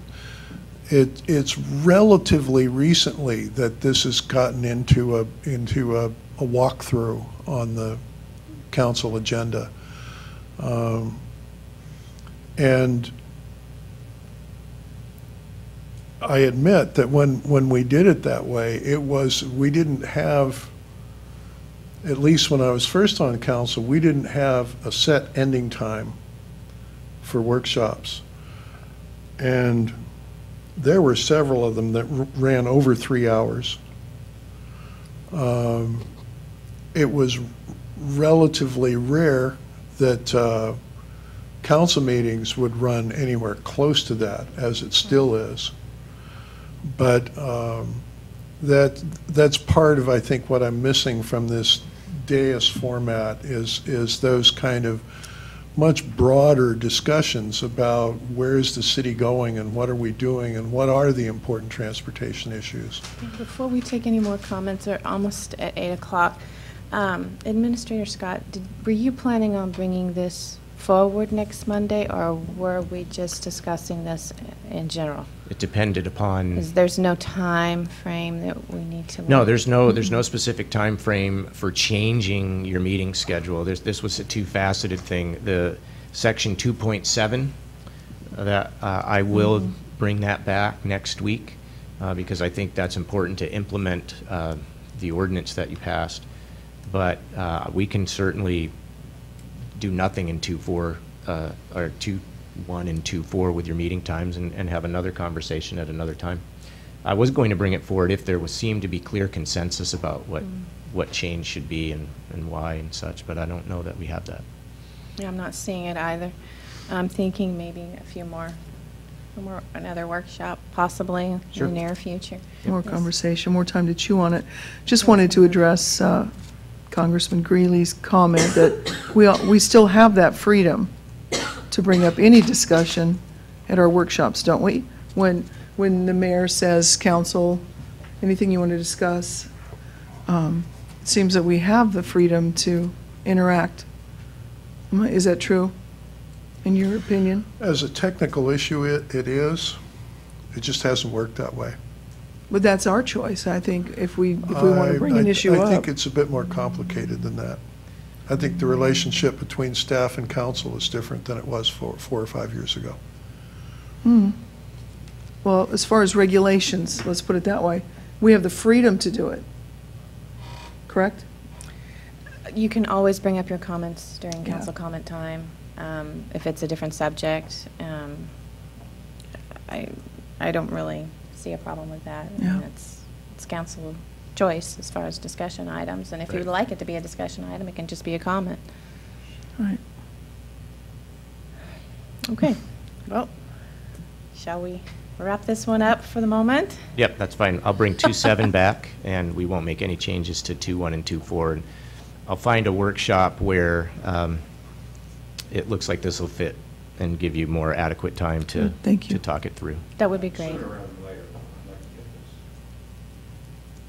Okay. So possibly Next the time. next Next workshop, one, correct? 27th. And then maybe something that's not so many question marks?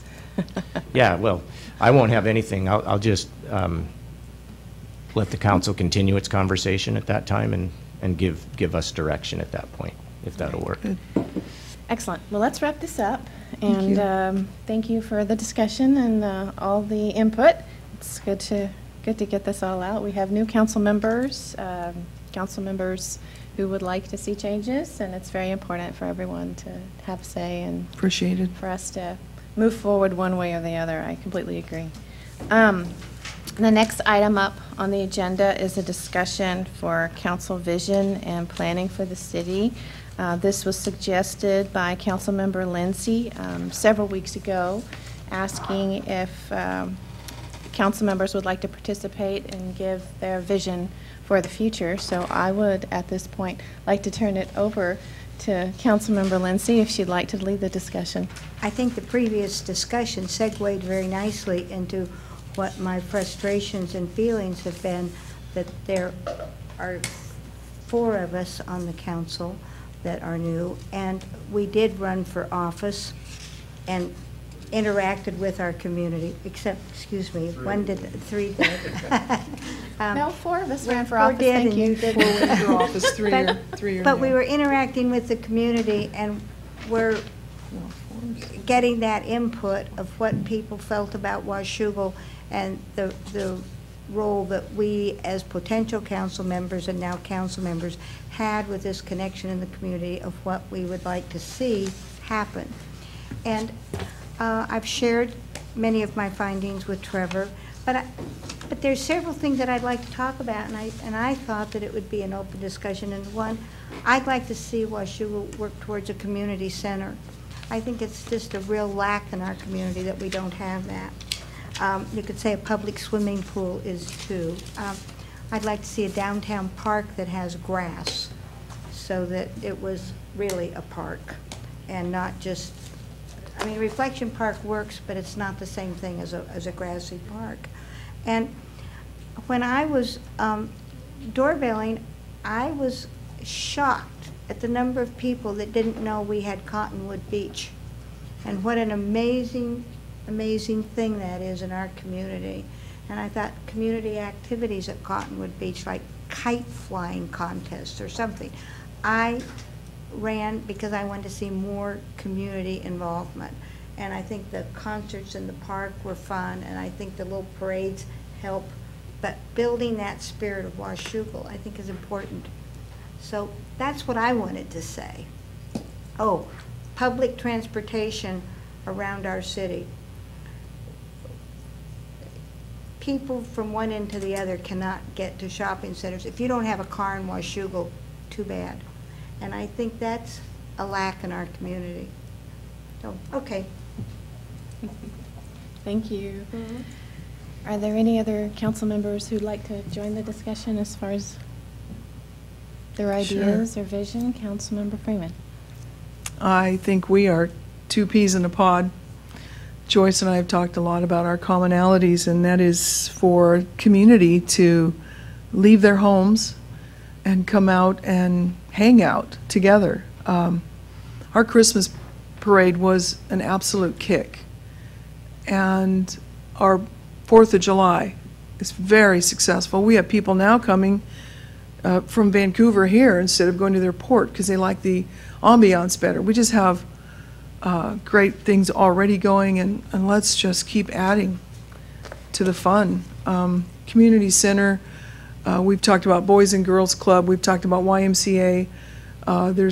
There's all different ways that we can do that, but I absolutely agree that something to do with recreation and getting families out would be excellent. Of course, there's lots of money attached to that.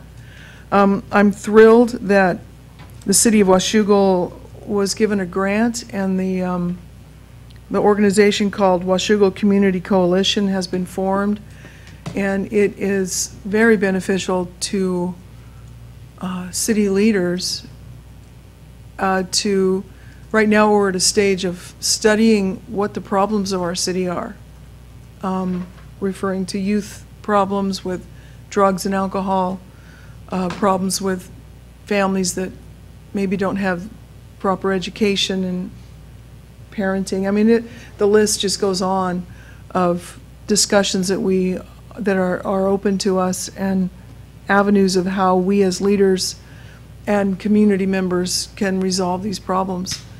So it's thrilling that we've got schools represented, nonprofits represented, the city is represented, the sheriff department with the county is represented, all kinds of representation working hand in hand as a city. So there are great things going on.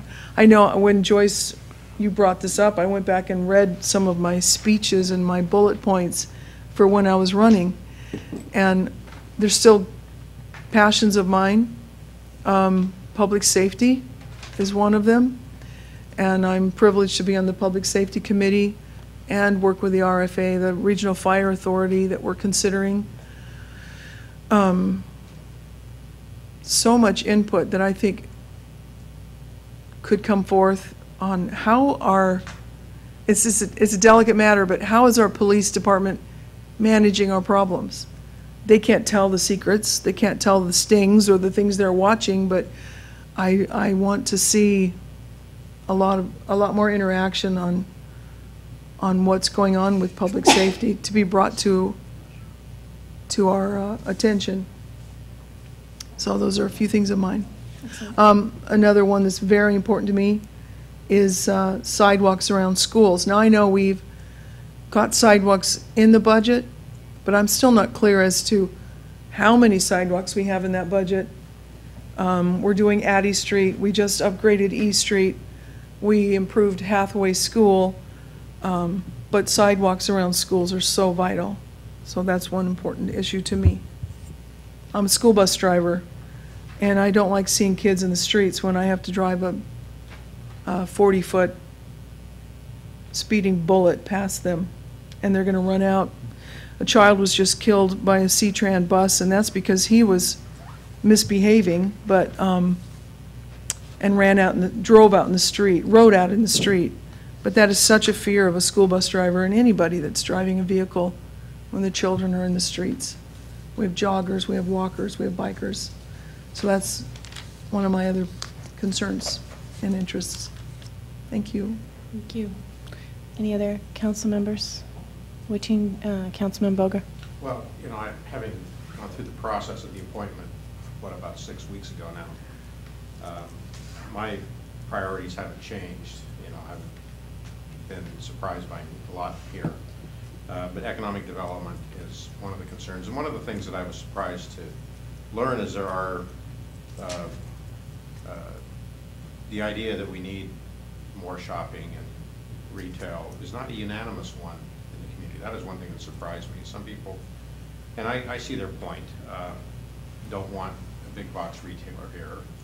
they don't want a lot more shopping because it changes the character of the community. And I think so I need to kind of have a conversation with the residents of this community whether my views on economic development are the prevailing views in the city, because I'm not sure they are anymore. But having said that, I think economic development comes in other forms like jobs and industry, light industry hopefully, that I think people would be probably universally for. But I also talked about consolidation and privatization. I see that we're dealing with the consolidation part with the RFA and privatization. I know that word isn't preferred word to use, but as a broad concept, is sort of what we're talking about with the sewer matter. I'm not sure that's an appropriate use of it. I'm not saying that it is, but it's I think we need to look at things like that. So that would be another one of my priorities. And the third one was transportation, completion of SR 14. I think our lobbying muscle of whatever it is we have should be devoted to at least substantially to that, and those would be my priorities. Thank you. Are there any other council members wanting to weigh in on this open discussion? Councilmember Polinsky. My list. Very professional list. Maybe one of these days I'll type it up on my iPad. But I just have had ideas running through my head ever since Joyce brought it up, so I appreciate you suggesting this. And a lot of this stuff has just been said, so I'll just kind of run through my list. But number one, I would really like, Washougal to be business friendly, maybe more so. I don't know if that comes in the form of zoning or tax incentives. I'd like to create working relationships with the chamber, schools, ports. Combined efforts and goals can achieve so much more just by networking in your own backyard. Ideas like a Washougal business career fair, so we could maybe have some sort of event where Washougal businesses could all come together and people from our community could come together as well and maybe find jobs here locally. In reference to the kite flying event, I have little kids, so all sorts of fun activities like that, maybe a Washougal float or something at Orchard Hills Golf Club, fundraisers for schools, events like the Summer Festival, maybe more than once a year, so I won't be out of town for it. Yes. Community, I think, is another thing that we need to work on. As I drive through other cities, I want to steal their community centers and their lighted baseball fields and bring them home, skate parks, splash pads, bowling alley, theaters. And like I said, I want to respect Washougal in keeping it small, but I think some of these things could be very beneficial to the families here in Washougal. The special meeting that we had a couple months ago was very heartfelt to me, and I would really like to capitalize more on that. I think we haven't really utilized that since that meeting. Using churches, nonprofits, whoever wants to help. Maybe they could, clean up properties, volunteer their efforts to people that want and need help in our community. And then the next one's a huge long paragraph, so I'll skip that. But yeah, so those were the things that I was most passionate about. So. Excellent. Thank you. Any other council members? Councilmember Freeman.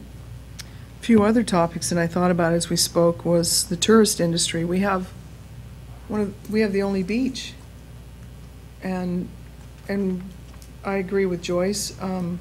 We need to utilize that more.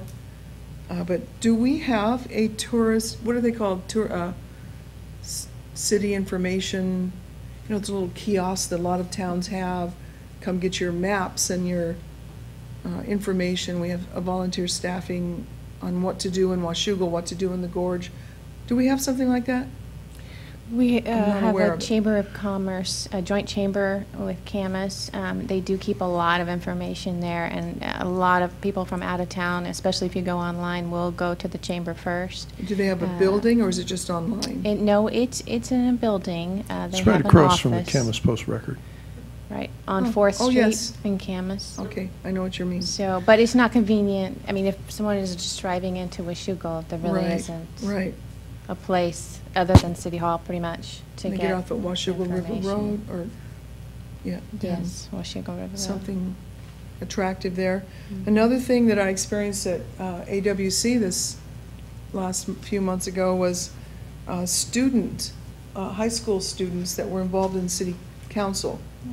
They had students that were being trained on how to be council members. They attended meetings. Did they actually sit up with them, or was that just certain occasions? What do you recall? I'm trying to remember. I remember the young man received an award. It was very impressive. Very. And the two girls from Camas. Camas Right. does this. I think the programs vary. I think sometimes they sit maybe in the more informal meetings. They certainly don't have a vote per se, Right. because they couldn't, but I think you can have them involved at any level that you would like, short of full participation. Do you know if there's programs out there already designed for those students? I don't want to reinvent the wheel, but I would love to see students among us here. Yes, I believe there are programs that we could model. Something we can look into. I can Thank offer a you. little bit here.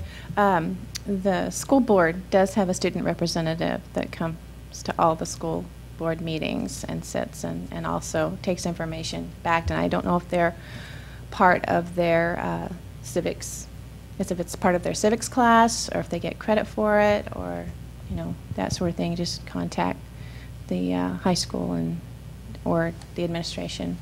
But I'm sure that there are other students who are interested as well. Yeah. We have one student that's been helping us out with the Strategic Plan Advisory Committee. I think actually will be part of the presentation next week. High school? High school student. I think Great. she just graduated. Ms. Down. Is that Maddie Downs? Maddie, Mhm. yes. And yes, indeed, school districts are exemplary in just about every school district that I know of. Maybe not everyone has a student rep that goes to board meetings. Well, I know our very own James Dunn, his oldest son Blake wants to be a judge. What better place to learn to not legislate from, but to experience a city life and just grow from there. So, just a thought. Okay. Any other council members wishing to weigh in on this open discussion? Councilmember Plansky, did you have more? I'm going to read my paragraph. Okay. Good. It seemed long a second ago. But I would like nothing more than to see some of these facilities built, but in the same breath, we need to have adequate money for replacing infrastructure when we need to, therefore saving, some money in each bucket. Well, Jennifer's not here. We were talking about bucket. Oh, Connie was there. Joyce was there. Buckets. Then if we have the money, we can leverage state and federal partnerships, and turn our little portion of money into a lot more. So saving money obviously is something that means a lot to me as well. So I just wanted to say that. Thank you. Councilman Greenlee. Well, not surprisingly, after some years, I've got something of a list myself. One thing I would mention, though, is that you mentioned the port. I invite you to come to one of the meetings. The relationship between the port and the city has never been better. When do they hold their meetings? Tuesday, Remind me. first and third Tuesday, 5 p.m. over at the port offices. Just a quick piece of history. When I was, actually before I was in council, there was a thing called Riverwalk, which was a terrible problem in the community. It was a plan that was hatched in someone's garage by local good old boys, and it was not well thought out, and there were all kinds of problems, and it led ultimately to a complete change in the port. There are no port commissioners now who were port commissioners then, and there's very little of the staff that's there now that was there then. Some of the kind of maintenance people, yes, but none of the director level staff. And like Brent, economic development has always been an interest. But what does that mean? I mean, it's not only, it's worse than unrealistic to think that we'd ever bring a Ford Motor plant to Washougal. Why would we want one?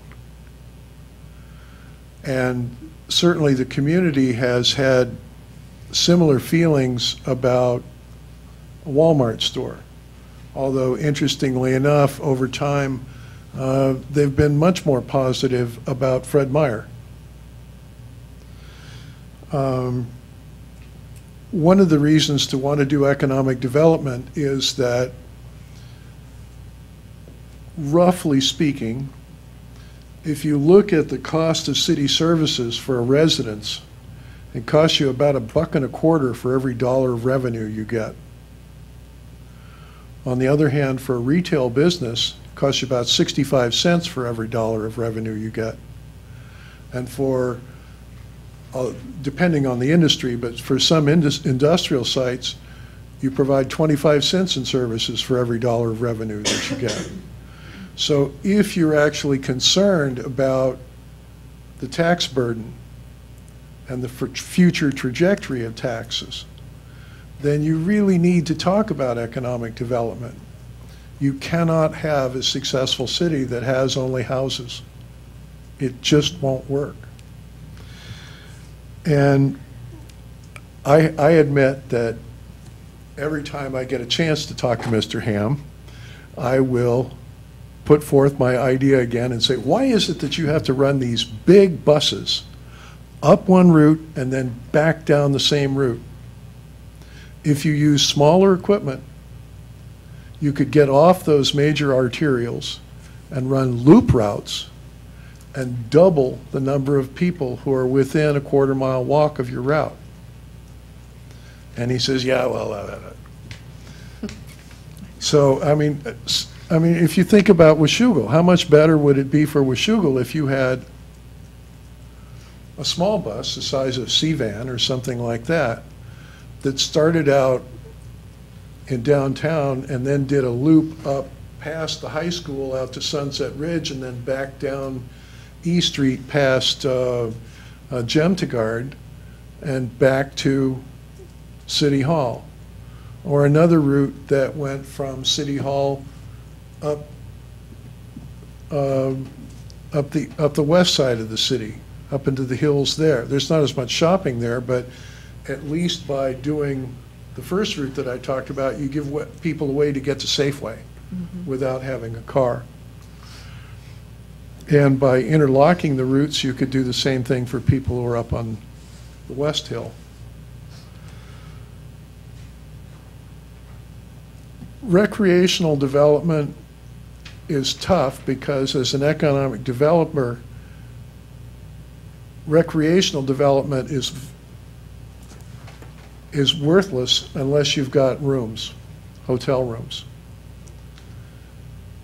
Tourist development is absolutely the first thing that you have to have is hotel rooms.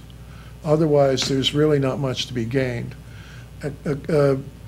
One of the things that I've thought about, if I had a magic wand, there's lots of things I do with a magic wand, but one of them would be an RV park. Maybe not inside the city limits, but a reasonably nice RV park for the gateway to the gorge.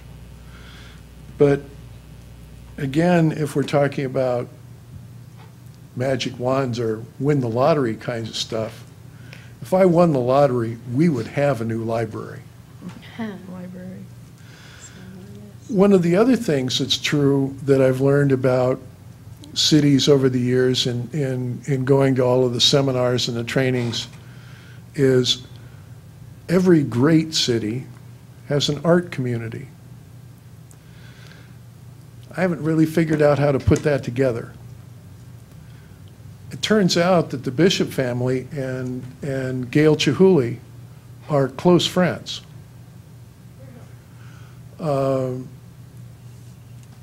But, you know, again, if I won the lottery, one of the things to do would be to fund an endowed chair for an artist at Washougal High School.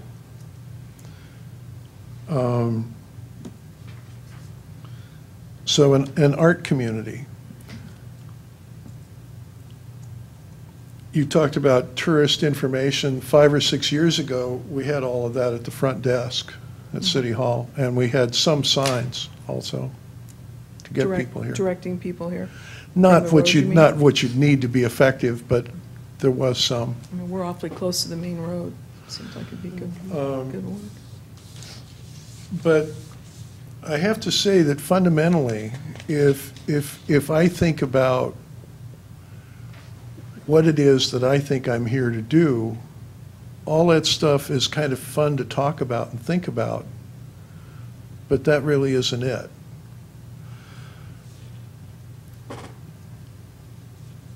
Let me read a piece of a speech that I had for a re-election thing some time ago. Before finding my home here in May 2000, I lived in a dozen states plus Puerto Rico. I've been in and seen all but Alaska. I had to shop real hard to find my home. My first 4 years here I spent caring for my mother and her property in central New York, sometimes for months at a time. She passed away in 2004. The estate was settled by the end of 2005, and I got my life back. In early 2006, retired and a little bored, I wrote to our new mayor, "How can I serve my city?" Since then, I've served on several committees, the Planning Commission and now City Council, and this is the best job I've ever had. Every day, I get up thinking, how can I make our hometown a better place to live, work, and play? I love my job.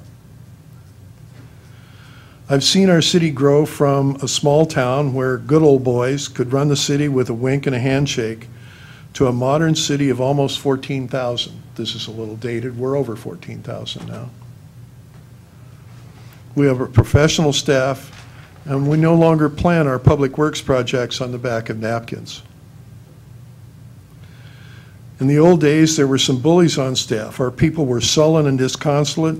They argued about why it was their job to not do that. Now your Public Works Department is excited and enthusiastic. Citywide, the game is on. How can we do it better, cheaper, and faster?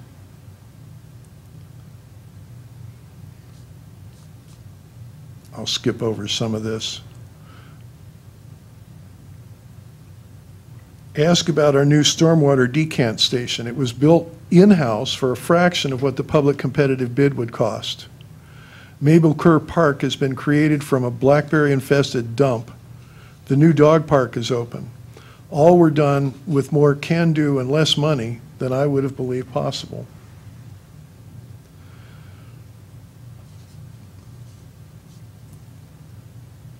As I said, this is 2 years old. Speaking of finance, have you heard yet that we are on track to lower taxes this year?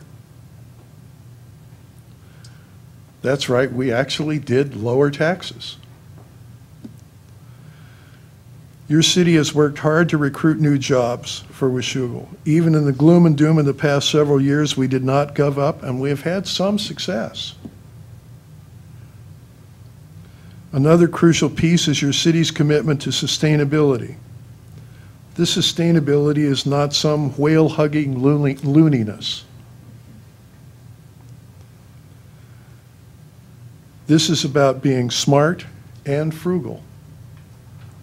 This is about saving money and resources.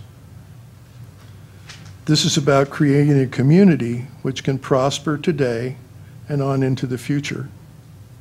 Our future is forward, not back. So at that point in my voters pamphlet statement was, your city has a great team. We work hard and smart toward making Washougal a great place to live, work, and play. We are dollar wise. We haven't raised our tax levy in years. During prosperity, we foresaw trouble, stayed lean, and saved. Today, our finances are healthy and strong. We have new parks, new community events, new businesses, and a new reputation. Great communities attract great things. Washougal's future is forward, not back. Please let us keep moving forward. Keep the team together. I love my city. I love representing Washougal with dignity and respect. There's a little bit more there, but it doesn't matter. The key point to me is that I really think that it is my duty, which would sound familiar to an attorney as a fiscal duty or a prudent man responsibility, to be a trustee for the future of the city, to pass on the city not only not less than it was given to me, but greater. And so I work hard. I try to read everything that I can. I try to understand everything that I can. I try to be that prudent, well-informed man to make a wise decision. And I really think that's our job on City Council, because so much of what we do here is so constrained, and I know it chafes Councilman Shoemaker greatly, but we are so constrained by federal and state law and regulation that it's a very complicated set of rules, and you have to think and work very hard to figure out how to win the game playing by the rules. And in a large way, I think that's the job of council, is to figure out how to win, how to move forward into the future. You take advantage of whatever opportunities are given you. Maybe, if we get some entrepreneur who's interested in kites, we can figure out a way to make that happen, to help that happen. We have tried several times to work with the county to get an RV park over at Cottonwood Beach. There used to be an RV park over at a campground over at Cottonwood Beach. County isn't interested. In fact, they're a bit more resistant than that. So, but you take your opportunities when they come up, and you try to move the ball forward whenever you can, and try not to lose yardage when you can't. Thank you. Any other, Councilman Shoemaker? My goals haven't changed a lot since I ran for office. They're on my website, so I won't bore you with them. There are two of them that I've added since I've been in office, though, and very quickly they are. I'd like to see the limited funds and resources that we have to develop our transportation network focused on those areas which will yield economic development benefits. And the second thing is, I'd like to see us, as a council, balance our budget. And when I say balance the budget, I mean balance expenses and revenues without relying on the reserves except in emergencies. And so I wanted to thank Council Member Lindsay for bringing this up. I thought it was an excellent discussion and an opportunity to get on the table where we need to go. And I learned a lot tonight. Thank you.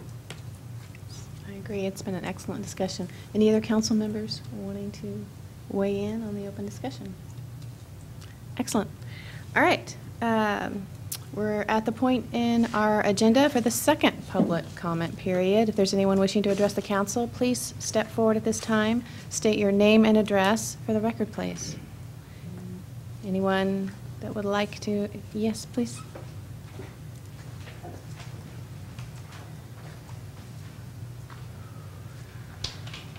Hi, I'm Larry Wagner, 627 20th Street, Washougal.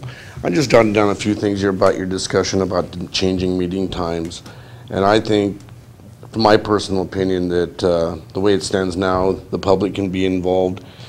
And I can't read that far away. So, because the time is good, it's like 6 o'clock in the evening instead of like 4 or 4:30. This is about being part of the community, and the changes could, if you went to an earlier time, people wouldn't be able to get off work, be here to participate in what limited manner. They, at least be up to speed with what you guys are discussing and the changes taking place. And that might be considered as kind of hedging them out. And I think the council should be consider the public's desires in this matter, since you are here to serve the community. And I think consistency is important, and this has been really consistent. Every Monday you have a meeting. I don't have to go, is this planning session or is this council meeting? I just show up and something's happening. And then when you do have a major thing, like with the animal society down here, you had a huge attendance. Or when you have a major issue with the city, they all can come and attend and put in their comments. I think it's good to have that interaction with the community, and they know the times are there and what time it's going to be. So anyway, that was just my 2 cents. Thank you. Any others wishing to speak to the council? All right, moving on to the mayor's report. I just have one item. I've been asked to issue a reminder about a special meeting next week. Not a special meeting, but a special gathering during our meeting, pardon me. Basically convening at City Hall to start the meeting and then adjourning and reconvening at the community center next door with the strategic planning team. So it was just a reminder that this is going to be taking place if you do come, and to know what to expect as far as the agenda. Any other items you'd like to add? Okay, fantastic. At this time, we'll move on to council comments. Are there any further council comments? Councilman Greenlee. Just real quick, I wanted to mention that there's a groundbreaking on Thursday morning at 10 o'clock at the port at South 37th and Truman. They will be groundbreaking for the first phase of probably many in the new Steigerwald Employment Center. They're going to be putting in infrastructure, roads, and underground utilities, especially water and sewer, but also they'll underground power and cable, TV, or internet, or telephone, whatever it is. So anyway, that groundbreaking will be at 10 o'clock Thursday morning. And also this Friday, there is a port concert, a concert at the port. Begins at 6:30 at Marina Park. I've been to all but one of the port concerts, and unless something changes drastically, a good time will be had by all. Thank you. Neither. 4 of us will be attending the Association of Washington Cities Budget Seminar at Leavenworth Thursday and Friday this week. If we can get back to the port concert, we will. Excellent. Any other announcements, council comments? Councilman Shoemaker. Just a quick comment. I wanted to thank my colleagues, council members Freeman, Greenlee, and Boger, for their support tonight to excise those portions of the whereases on that resolution. I think it makes it a lot stronger. Thank you very much, all of you. And Councilman Greenlee, you and I don't agree often. I had to note this one was red letter day on the calendar. I got something I'd like to talk to you about after the meeting that I think we'll agree on. Let's do it. Mayor Pro Tem. Thank you. Yes, Councilman. Connie Jo had wanted to vote. Councilmember Freeman. I'm taking a facilities tour Monday, August 20th at 10 a.m. if anybody wants to join me. I know most of you have already done it, and I didn't get in on it, so if James is taking me on that. That was a great tour. Yeah. Did you all get a notice from the county planning department for a meeting on the 29th of, I think it was 29th of August on comp plan update? I think I will be attending that, since that's kind of my purview, and it's not very far for me to go where I work. So Excellent. it's disappeared from my emails. I need to talk to Rose about my emails disappearing off my iPad. might be a public record. It has to do with the setting of Okay. how many days. I it thought I contains. fixed it. It's still. Been there, done that. Fantastic. Okay. That's it. Just one quick mention on the 29th as well. There is a debate at Washington State University campus for the governors, the potential candidates there. And I will be attending that, and you'll be attending as well. All right. Now there's two. What offices are there? It'll be just a McKenna Inslee debate put on by Washington State University on their campus. So it's in the evening. Councilman Shoemaker. I wanted to point out to everybody that running a council meeting is very much like trying to herd cats. And we're very fortunate to have a mayor who does that very well. And I just thought that the Mayor Pro Tem did an excellent job tonight trying to round up this group and keep them focused. Thank you very much. Good job. You're welcome. Thank you. Thank you. Any other council comments before we adjourn? Excellent. We are adjourned.